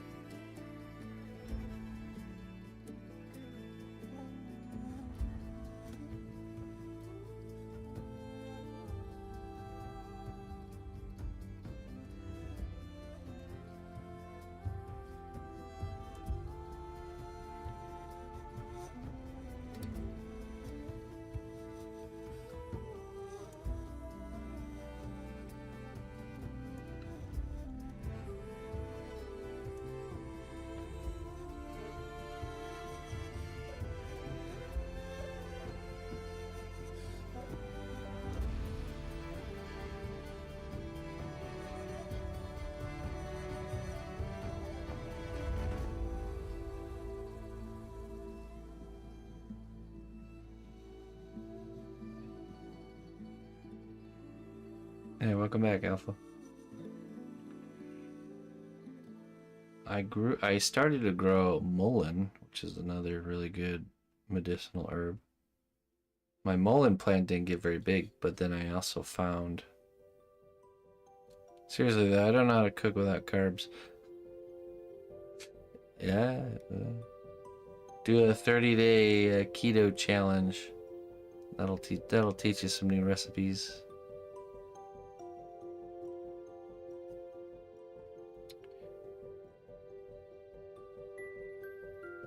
The missus will make this really tasty like side dish that's it's like cauliflower and carrots.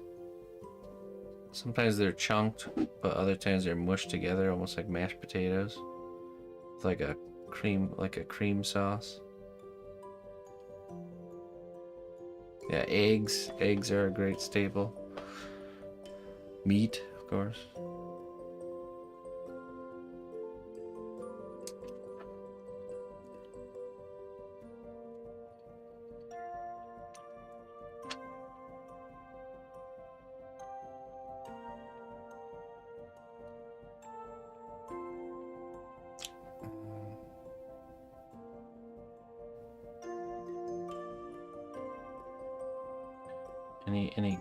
Any greens? Roasted vegetables, you know? You can roast a bunch of vegetables on a cookie sheet. And then you can make like a cheese sauce. Have just that. Here's the thing you gotta get away from is this idea that you have to have like multiple things going on a plate instead of just a pile of one thing.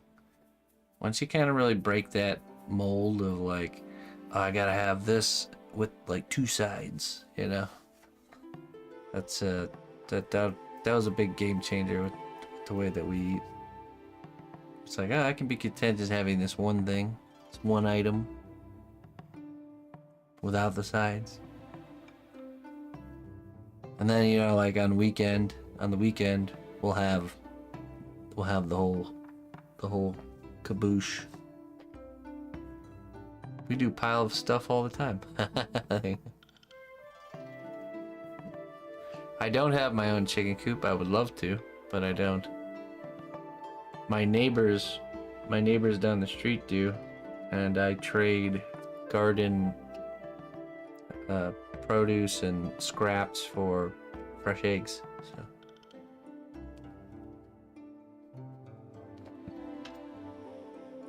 You would be content with a $1 million bill? Me too. But the key is to be content without the $1 million bill, MJR. Be content without the $1 million bill. Then you can really be content with the $1 million bill.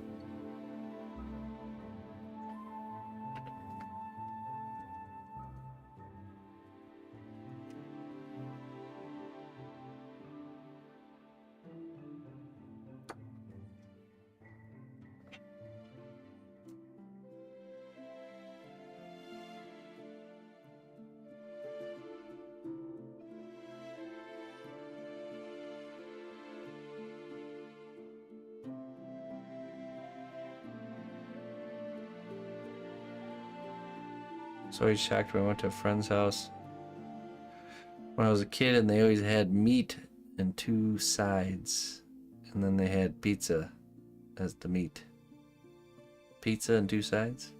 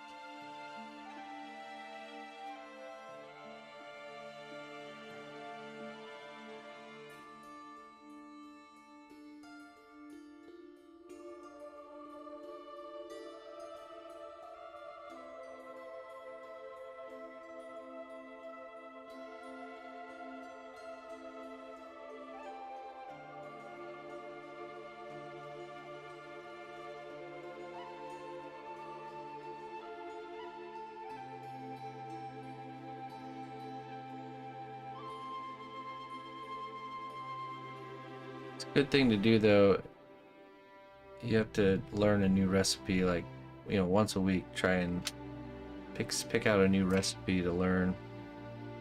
The more recipes you learn, the easier it is to kind of break those normal mold, you know, eating molds.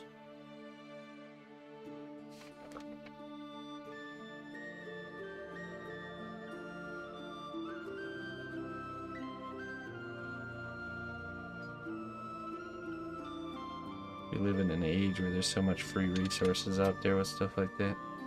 There's a lot of junk, but there's a lot of good resources.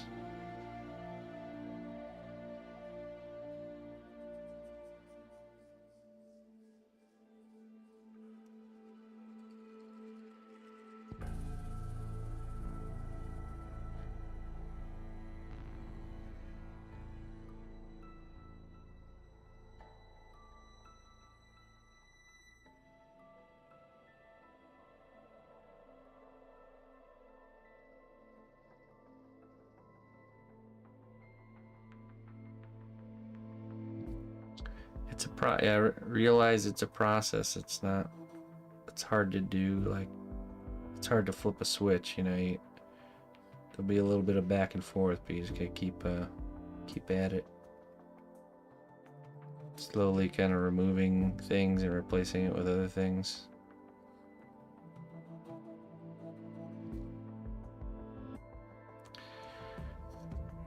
As long as you keep trying.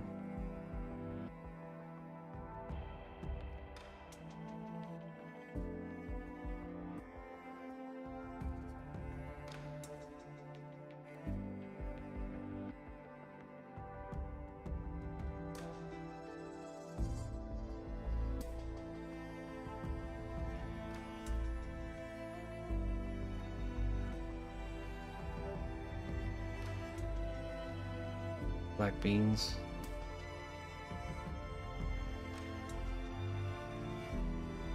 I think beans are carbs though. If you're trying to have low carb. Unfortunately.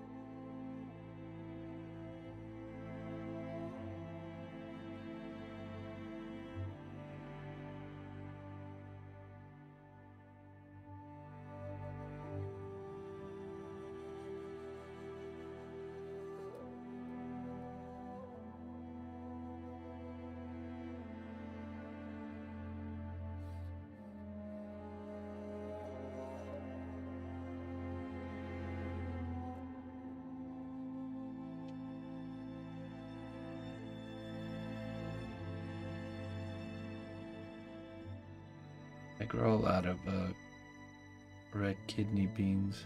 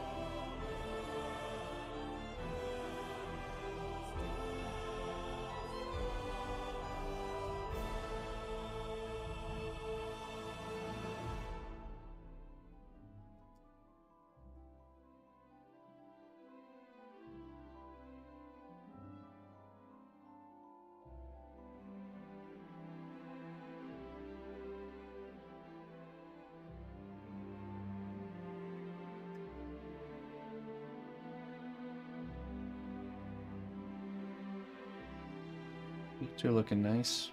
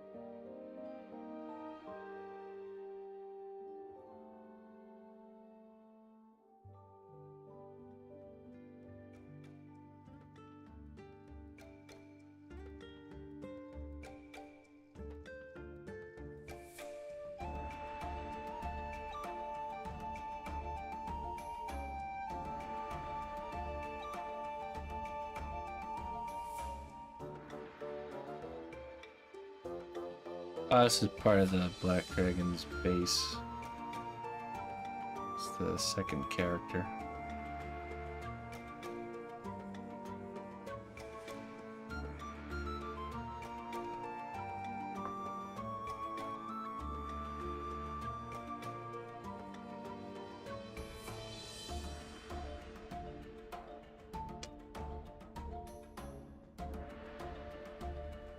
Dragon lunch, that's right.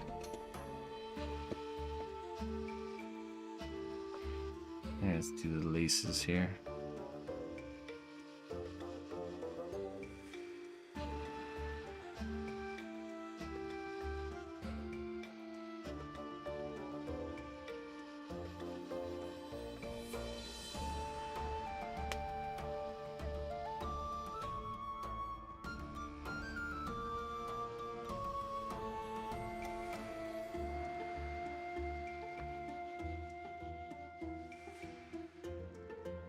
How you doing, Saint?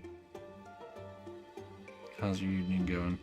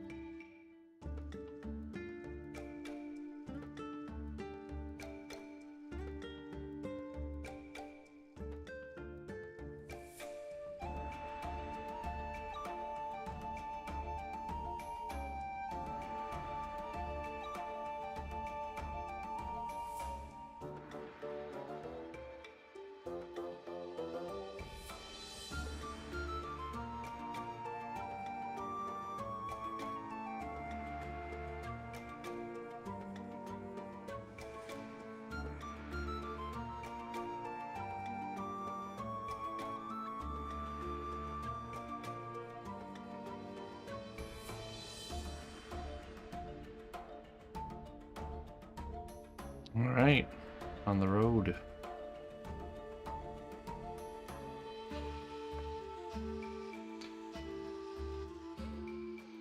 How long are you gonna be out of town?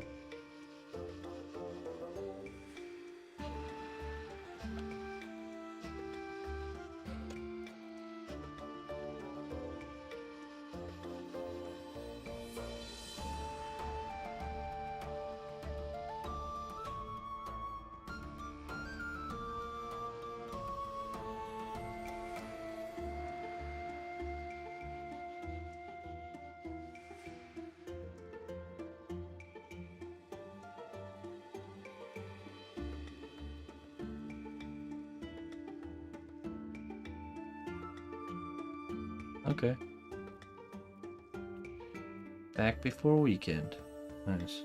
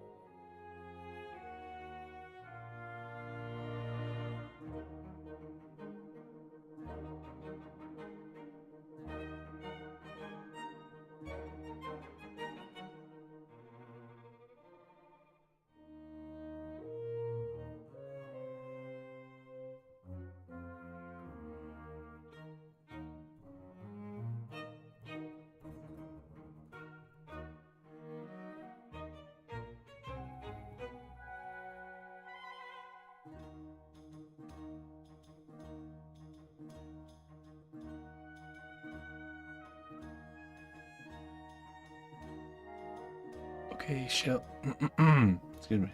Okay, Shelly. Have a good one.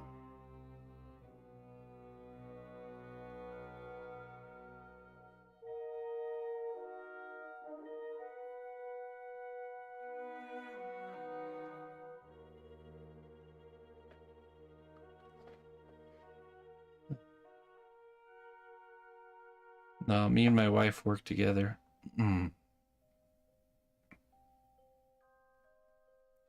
She does the painting work. I mean, we both do painting, but she does painting and she does all the film and video editing and all that stuff. She's kind of like the digital side with like making the layout on the stream function and all the alerts and all that stuff. She does all that work. But we work hand in hand every day.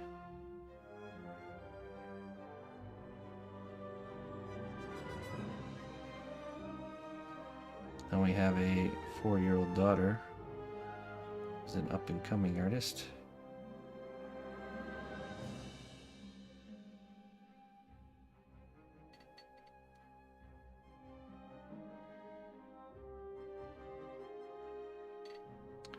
I don't really, you know, outside of the quote-unquote job, I don't really do any other artwork much. Master negotiator. Yes, indeed.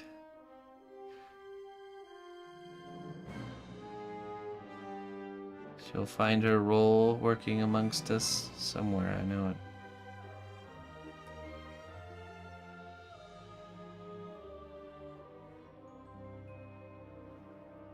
Her middle initial is C, so her name reads Emma cnotbusch.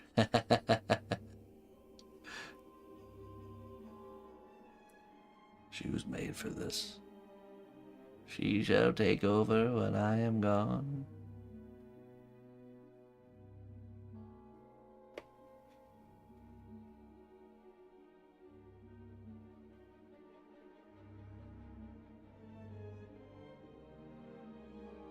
The unbanned requests.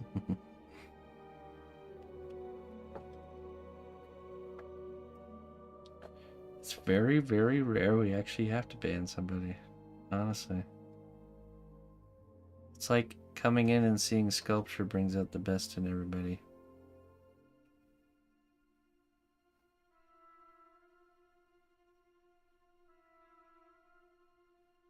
The art brings us all together.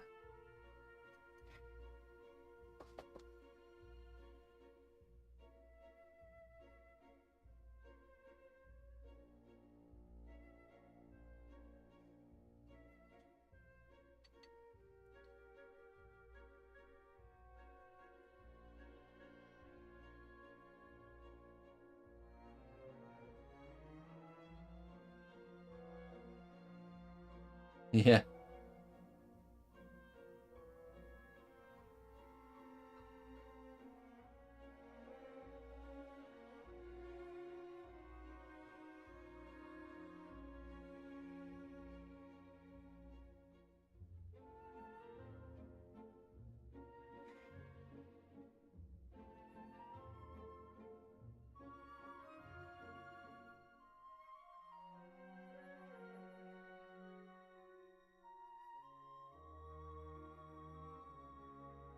Been a few that are like that are banned and there's like no real reason. It's like, I don't know why you're banned. Before they had it tracked, I think.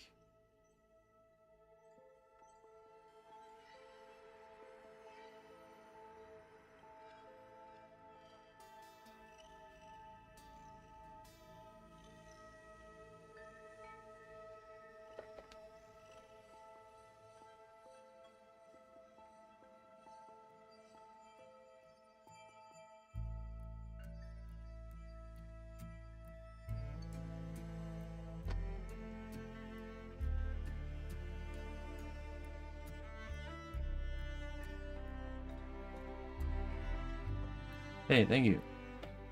Yeah, fun fact, my wife actually met me here on the stream. She was just a viewer just like yourself.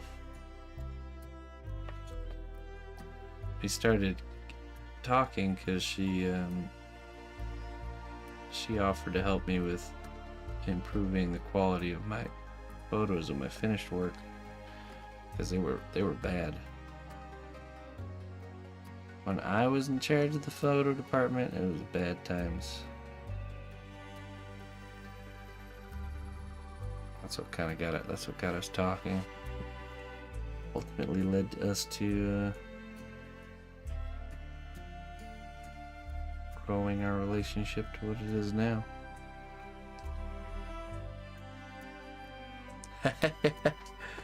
Who's next?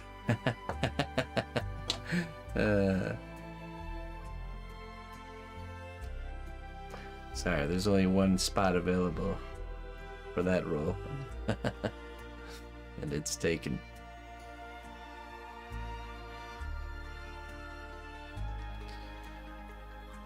Hey, 70 grade, thanks a lot, man. Yeah, me too. I'm so glad I'm done car shopping for now. Hey, Mule, thank you for the raid. I appreciate that. It's very exhausting to car shop, but it's good experience, to be honest. So yeah, the before Ina photography days were rough times.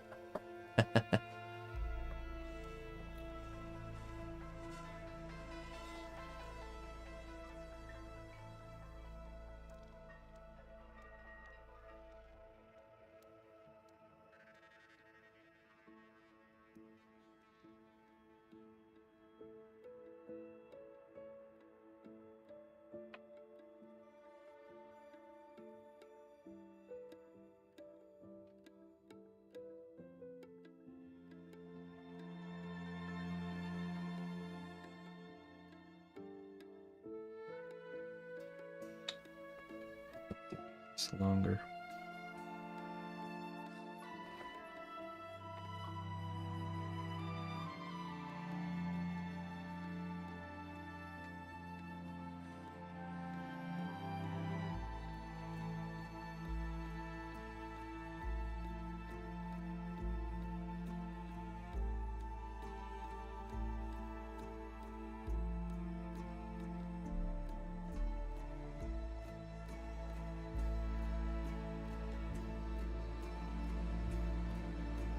Yeah, we did.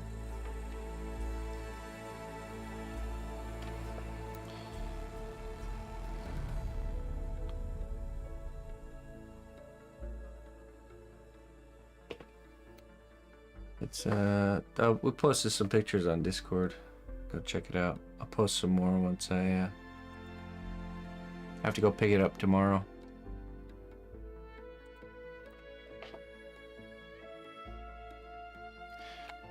It's a 2012 Honda Cross Tour. It's a fully loaded one too. It's got all the bells and whistles. Not that that matters to me, but a great car. It's definitely a good find, a rare one. There was this guy out in the middle of nowhere. He had to go down 2 gravel roads to get to his house. He had this beautiful home out in the country. And yeah. It was a good experience. I ended up he wouldn't budge from what he wanted for it though, so I ended up having to go 1,000 more than what our budget was. But I know it's worth it.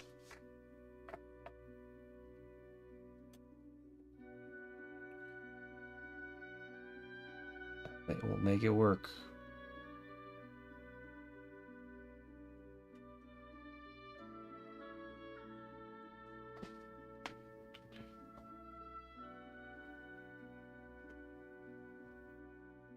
conversion van from the 1970s. No, no, it's not. No.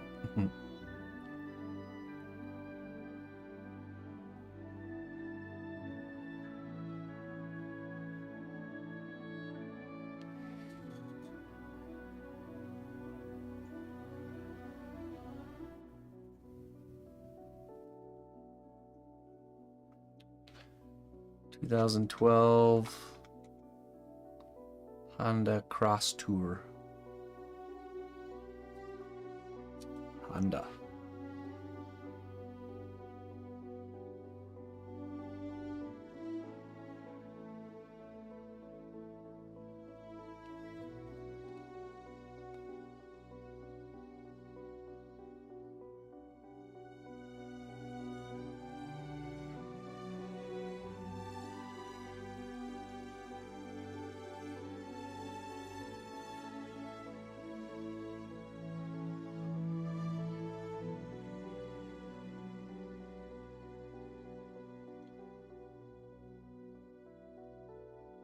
Hey.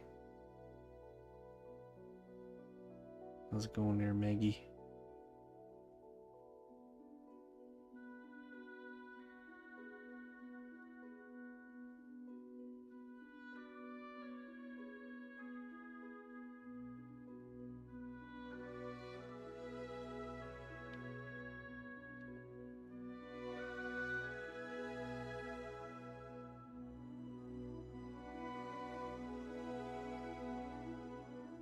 That was pretty cute when I pulled up.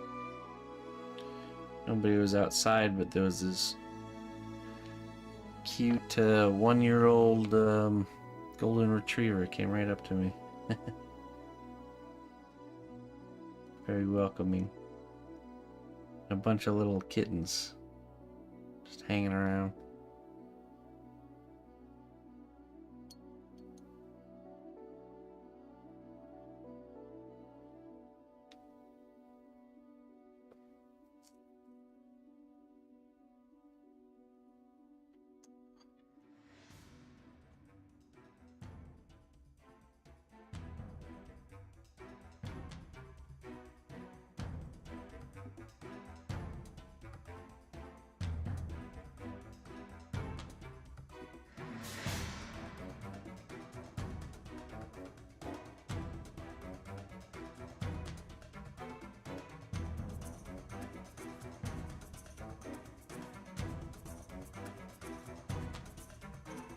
No, Sadie passed away and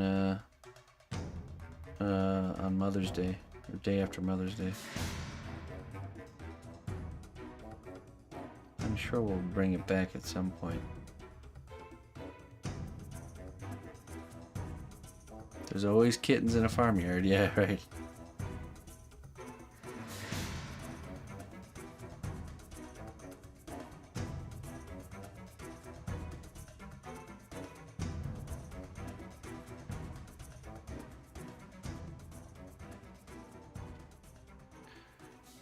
I mean, I would do work for them.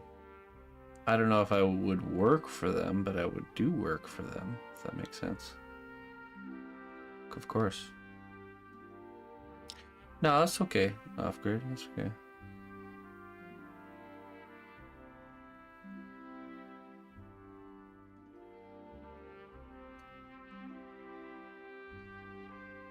Yeah, all is good, man.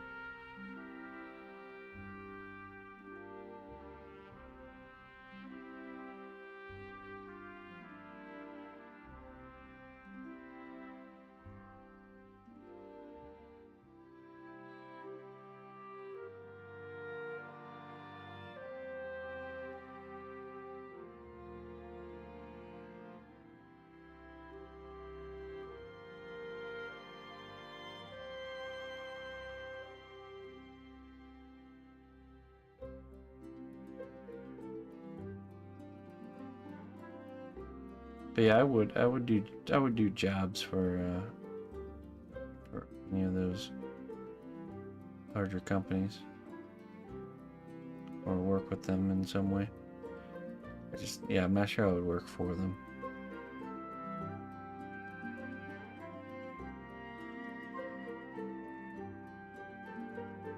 Oh, nice. Well, welcome back. Glad to have you back. Yeah, Sadie, she lived a very good, full life. She got to pass on to the next world and in my arms.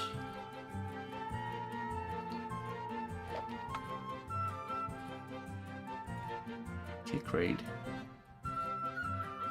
Hey, Kiwi on the vine, thank you for the raid. Welcome, raiders. How you guys doing? How was your stream?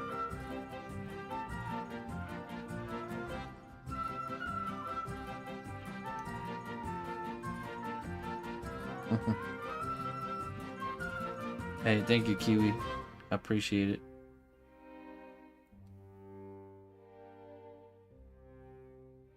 We're sculpting a little character here. This is a second character to a project. It's kind of like a mage apprentice character that's kind of like got his back up against the wall like this. He's looking over the corner.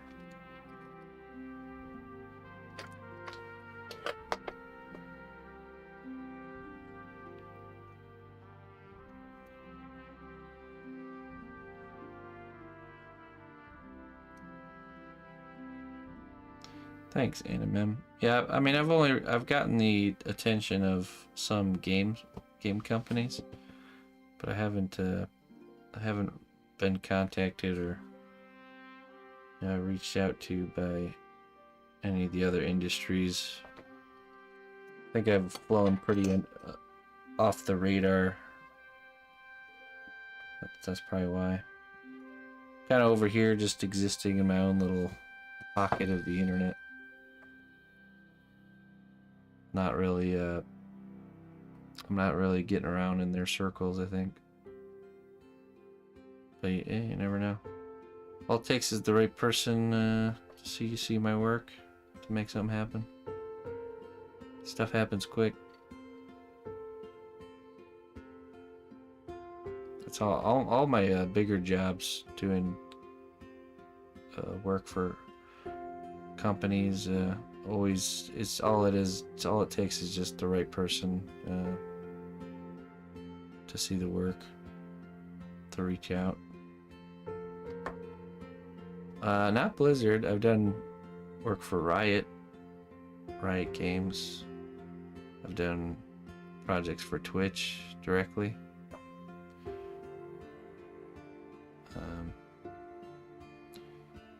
There's actually a game publisher I've worked with a few times that published this game called Atlas Fallen and Banishers. The two games I worked with them on. There's a chance they might want to work with us again too.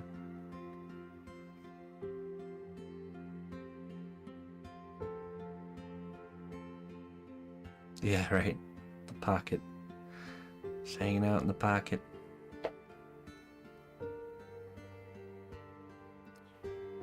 Yeah, not Blizzard. Oh, I did Digital Extremes was... I think Digital Extremes is the first game company I worked with. And they're the makers of Warframe.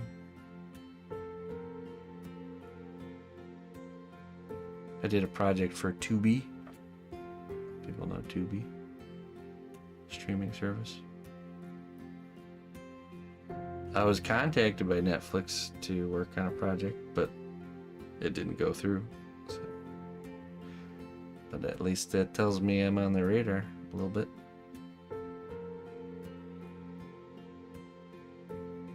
They wanted great, wonderful things for little cost. Nope, sorry. Doesn't matter who you are. Exposure doesn't pay my bills.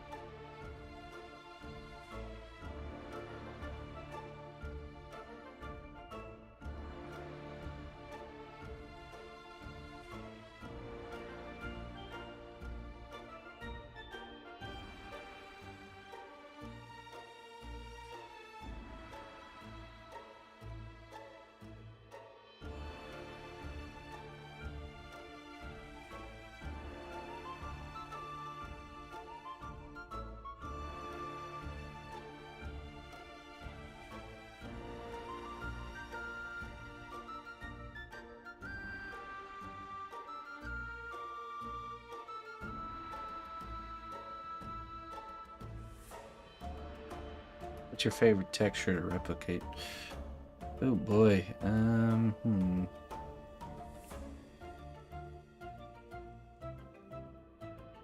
Probably metal.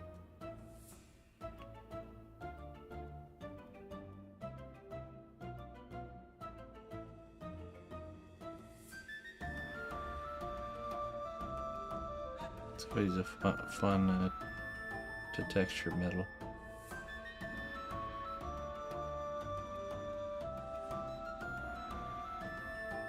Got battle damaged armor stuff. Right, yeah, little dents and scratches.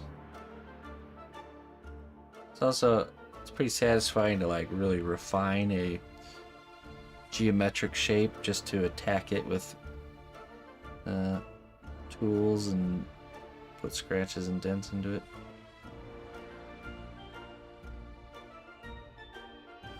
It's like, alright, made this nice, beautiful, refined geometric shape. Time to destroy it. Very strategically destroying it.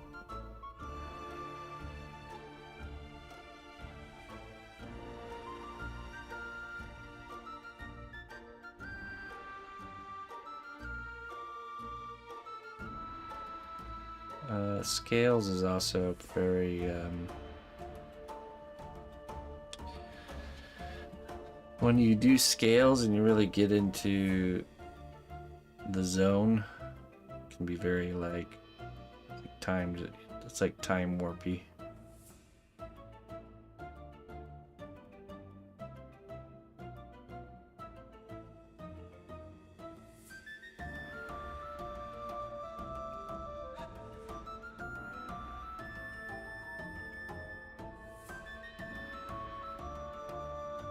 Any texture that's frustrating? I don't really get frustrated with my work, even with really meticulous things. I think I've broken my ability to get frustrated at anything sculpting related. So even really delicate, time-consuming things like these laces here, it doesn't frustrate me.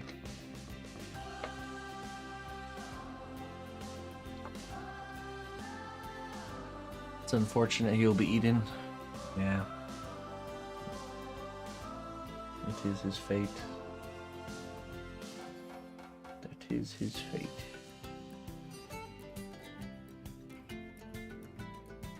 Nah, I'm bragging. I'm just telling the truth.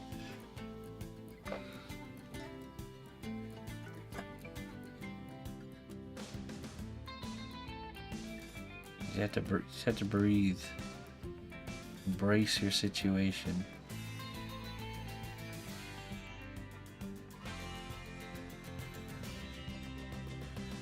Work in peace, not in frustration.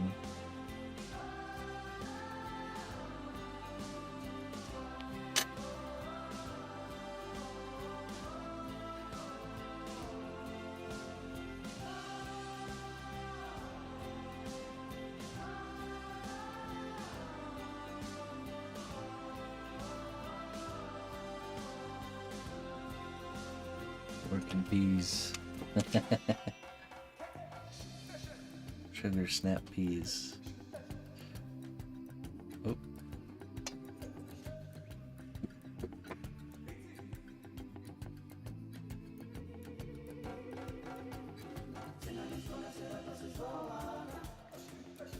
Even artists, if you don't have an existentialism crisis or for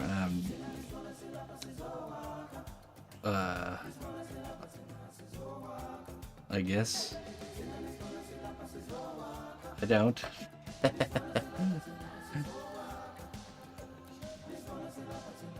Some do.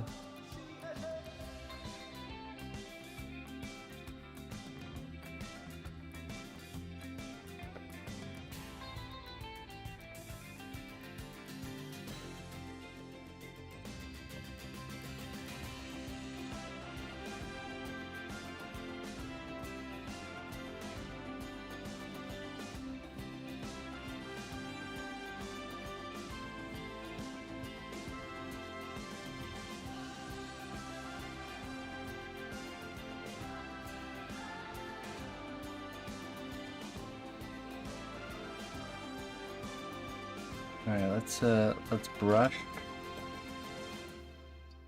the boots with alcohol.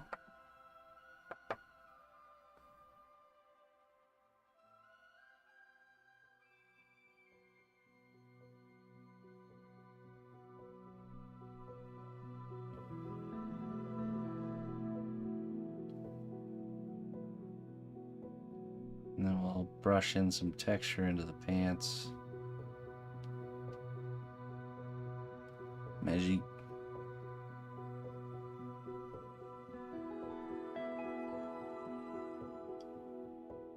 Because of the scale of this character, we don't want to get too crazy with textures. We want to save doing tooled in textures for things that are Hail, bigger. noble ally. Please accept these treasures as a gift for your unwavering service to the kingdom. Unwavering service indeed. 121 months of unwavering service to the kingdom. Hey, Zester Jester, thank you so much, man. Thanks for sticking with me to infinity and beyond. I am unwavered. Next time you have a job interview question that asks about your unwaveringness, you now have a perfect example.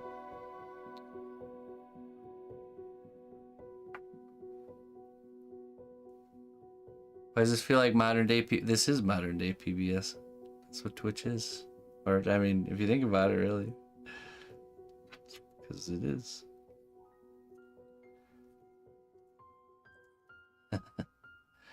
Remember that true power comes from within. Like the fire that fuels the forge. Let your inner flame guide your path.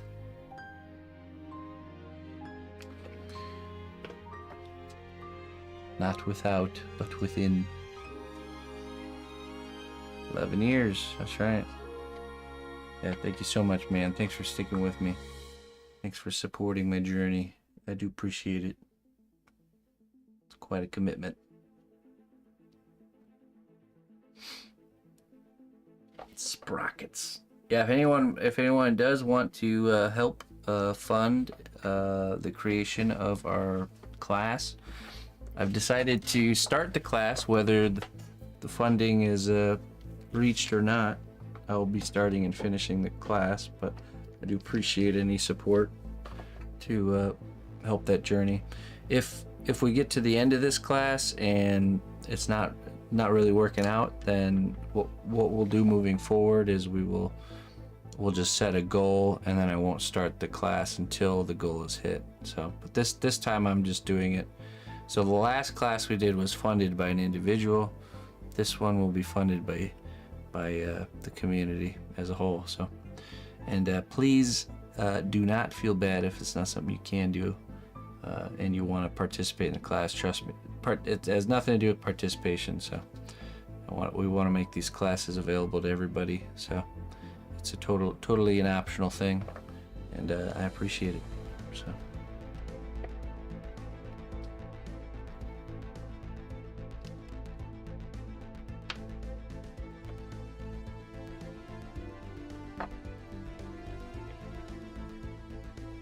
We will be sculpting dragons in the next class. It starts on Sunday.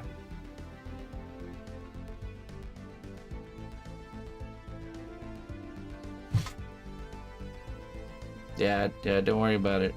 Trust me, don't worry about it. It's not something you can do. I'm the last person you gotta explain that to.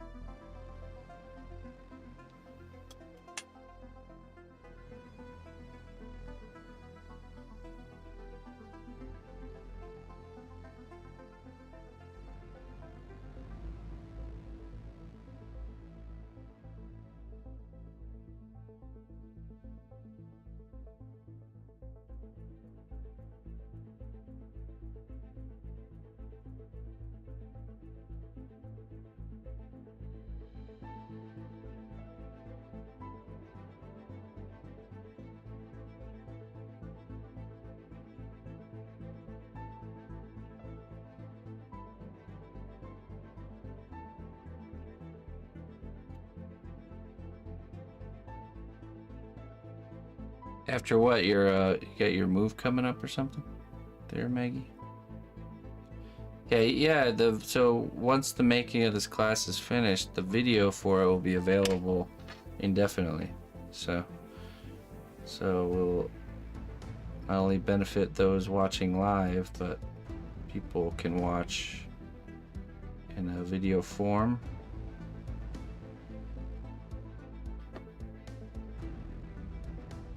It doesn't matter so much. The only thing you miss out if you're not joining in for the live is the individualized feedback. But even then, if you don't watch live, you can still submit your work, and you can see the feedback in video form. So there's really no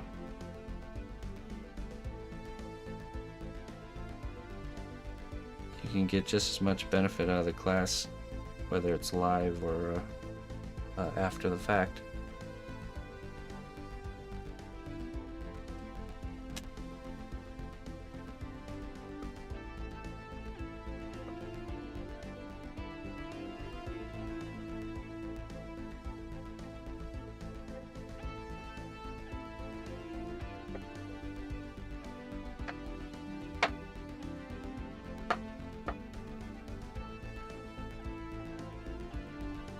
Yeah, well, I hope you guys get it. Unless it's not meant to be, then I hope you don't. Class after class, year after year, yeah, for sure. It could become the best sculpture resource available out there. All for the low cost of 0.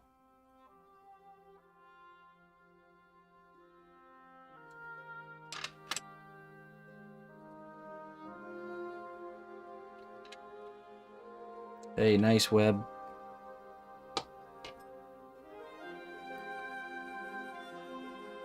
Okay, so I need a texture brush. And we're gonna texturize perpetual student, yeah. I mean, here's the reality, and this is something I know from my own experience. Every project can be a new class because every project teaches you something new. Whether it's your first project, whether it be your first time joining us or your 10th time joining us, every project I've ever done in my whole sculpting career, you encounter unique challenges, and you learn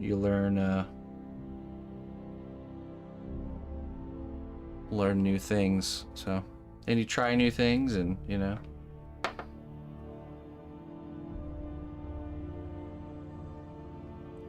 It's just the way it goes. And it's just how I learned. I learned by doing projects. So I will teach you guys by doing projects.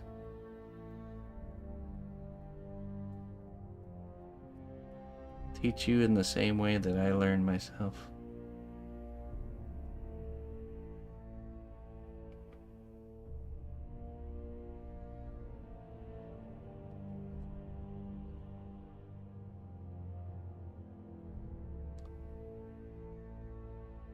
Alright, Saladini.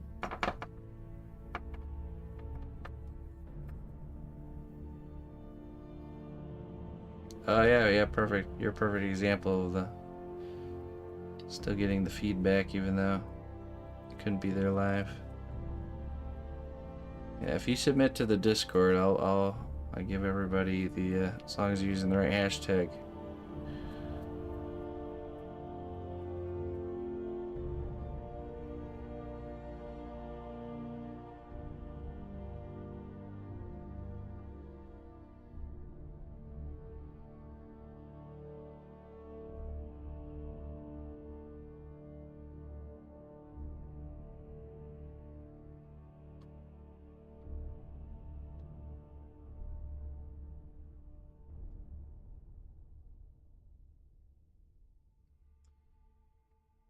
Now that I can give feedback for that, but it won't be during the class.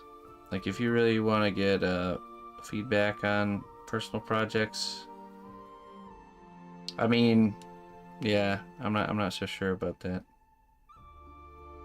Of course, I'm totally willing to help. Yeah, just DM me if you really have a something that's stumping you and you have a like a quick question to ask. Yeah, just email me or not email, DM me on Discord.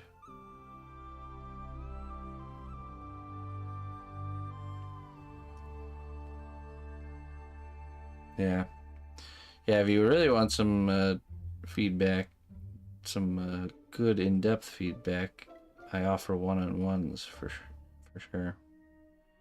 I always thought a good use of a one-on-one could be if you're wanting to start a project.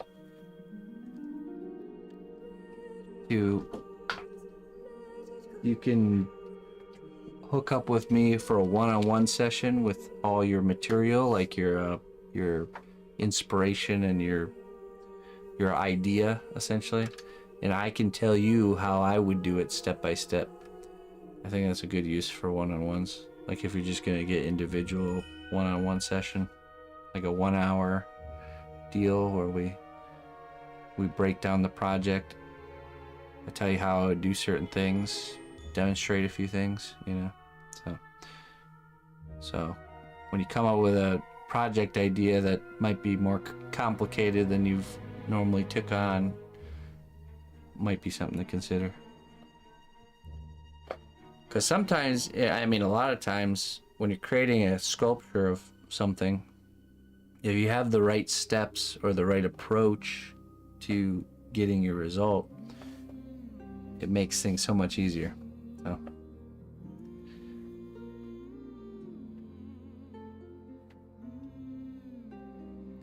Yeah, I mean, Clayton did that for one of his projects. Or if you struggle with a particular thing, then we can go over just that one type of thing. Or it can be perpetual classes where we work on a project together.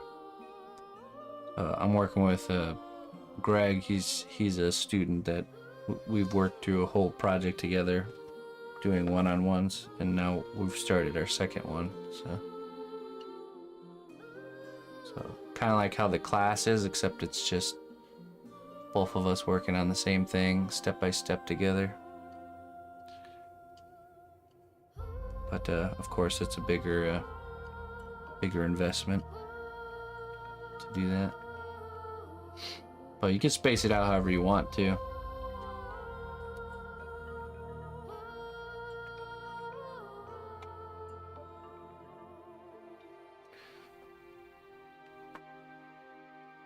Hey, Zebra, thank you. Thank you, yeah. Yeah, I think it's gonna be a nice vehicle that should serve us well for a while. I think so. Yeah, it was a really nice find. So I'm excited. Okay. Well, we got the pants and the boot done. We're gonna bake this before we do more to it. And yeah, I'm gonna go ahead and get out of here, folks. Made it look too easy. Wait, you always have to remember it wasn't always like that for me either. Okay, so when you're having a hard time, you're trying to sculpt something and you're having to battle it and it's a struggle. Just remember, I went through that too, and so did everybody else. It's perfectly normal. You just have to consciously fight and overcome it. Okay. Push forward. Keep your hands moving. That's all you gotta do. Just keep doing this. Eventually, it'll get finished. Could be years. Could be days. Who knows? Boots and pants. That's right. Reward yourself with chocolate. Actually, when I look back at like the there's like significant times where you just grow, like your growth explodes forward. And it was always when I really pushed myself to kind of overcome something that was really hard, that I was having a hard time with, that I had to redo a few times. It's always those moments where I look back and I could like see like huge leaps. So yeah, just gotta embrace those don't shy. You know, it's easy to want to shy away from those challenges and like, you know, just accept things when you feel like you could do more, but then you decide not to. You know, try not to give into that. Oh, push forward, but also don't stress yourself out when you miss the mark. You know, because there's always next time. All right, hey, ladies and gentlemen, thank you all very much for joining me this evening. You've all been a wonderful audience. I'm gonna get out of here, go get some rest, and we'll pick things back up tomorrow, and we'll be working on the blue dragon. I believe we're working on the wing and the boat and the wing. So that one's getting pretty far. That one's almost done. Wow. We're gonna be doing something new with that one. We're gonna be doing a clear resin water cast of the waves. So that'll be a big, fun, interesting thing. But I've seen it enough on YouTube, right? Same time. No, tomorrow morning I will be here 7 a.m. Central Time. Right now it's 8:51 p.m. But I will be back on in the evening at same time, 5 p.m. Central Time. So, yeah. Okay, let's find someone to rate. Let's see here. Who's online? Excited to see the water. I'm pretty confident that we will make really nice looking water. So, but it will be my first larger resin cast, like a clear resin cast. So.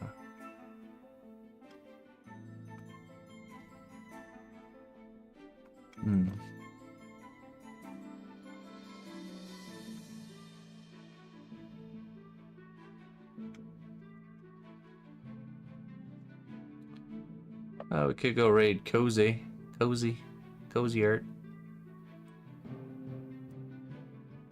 All right, sure.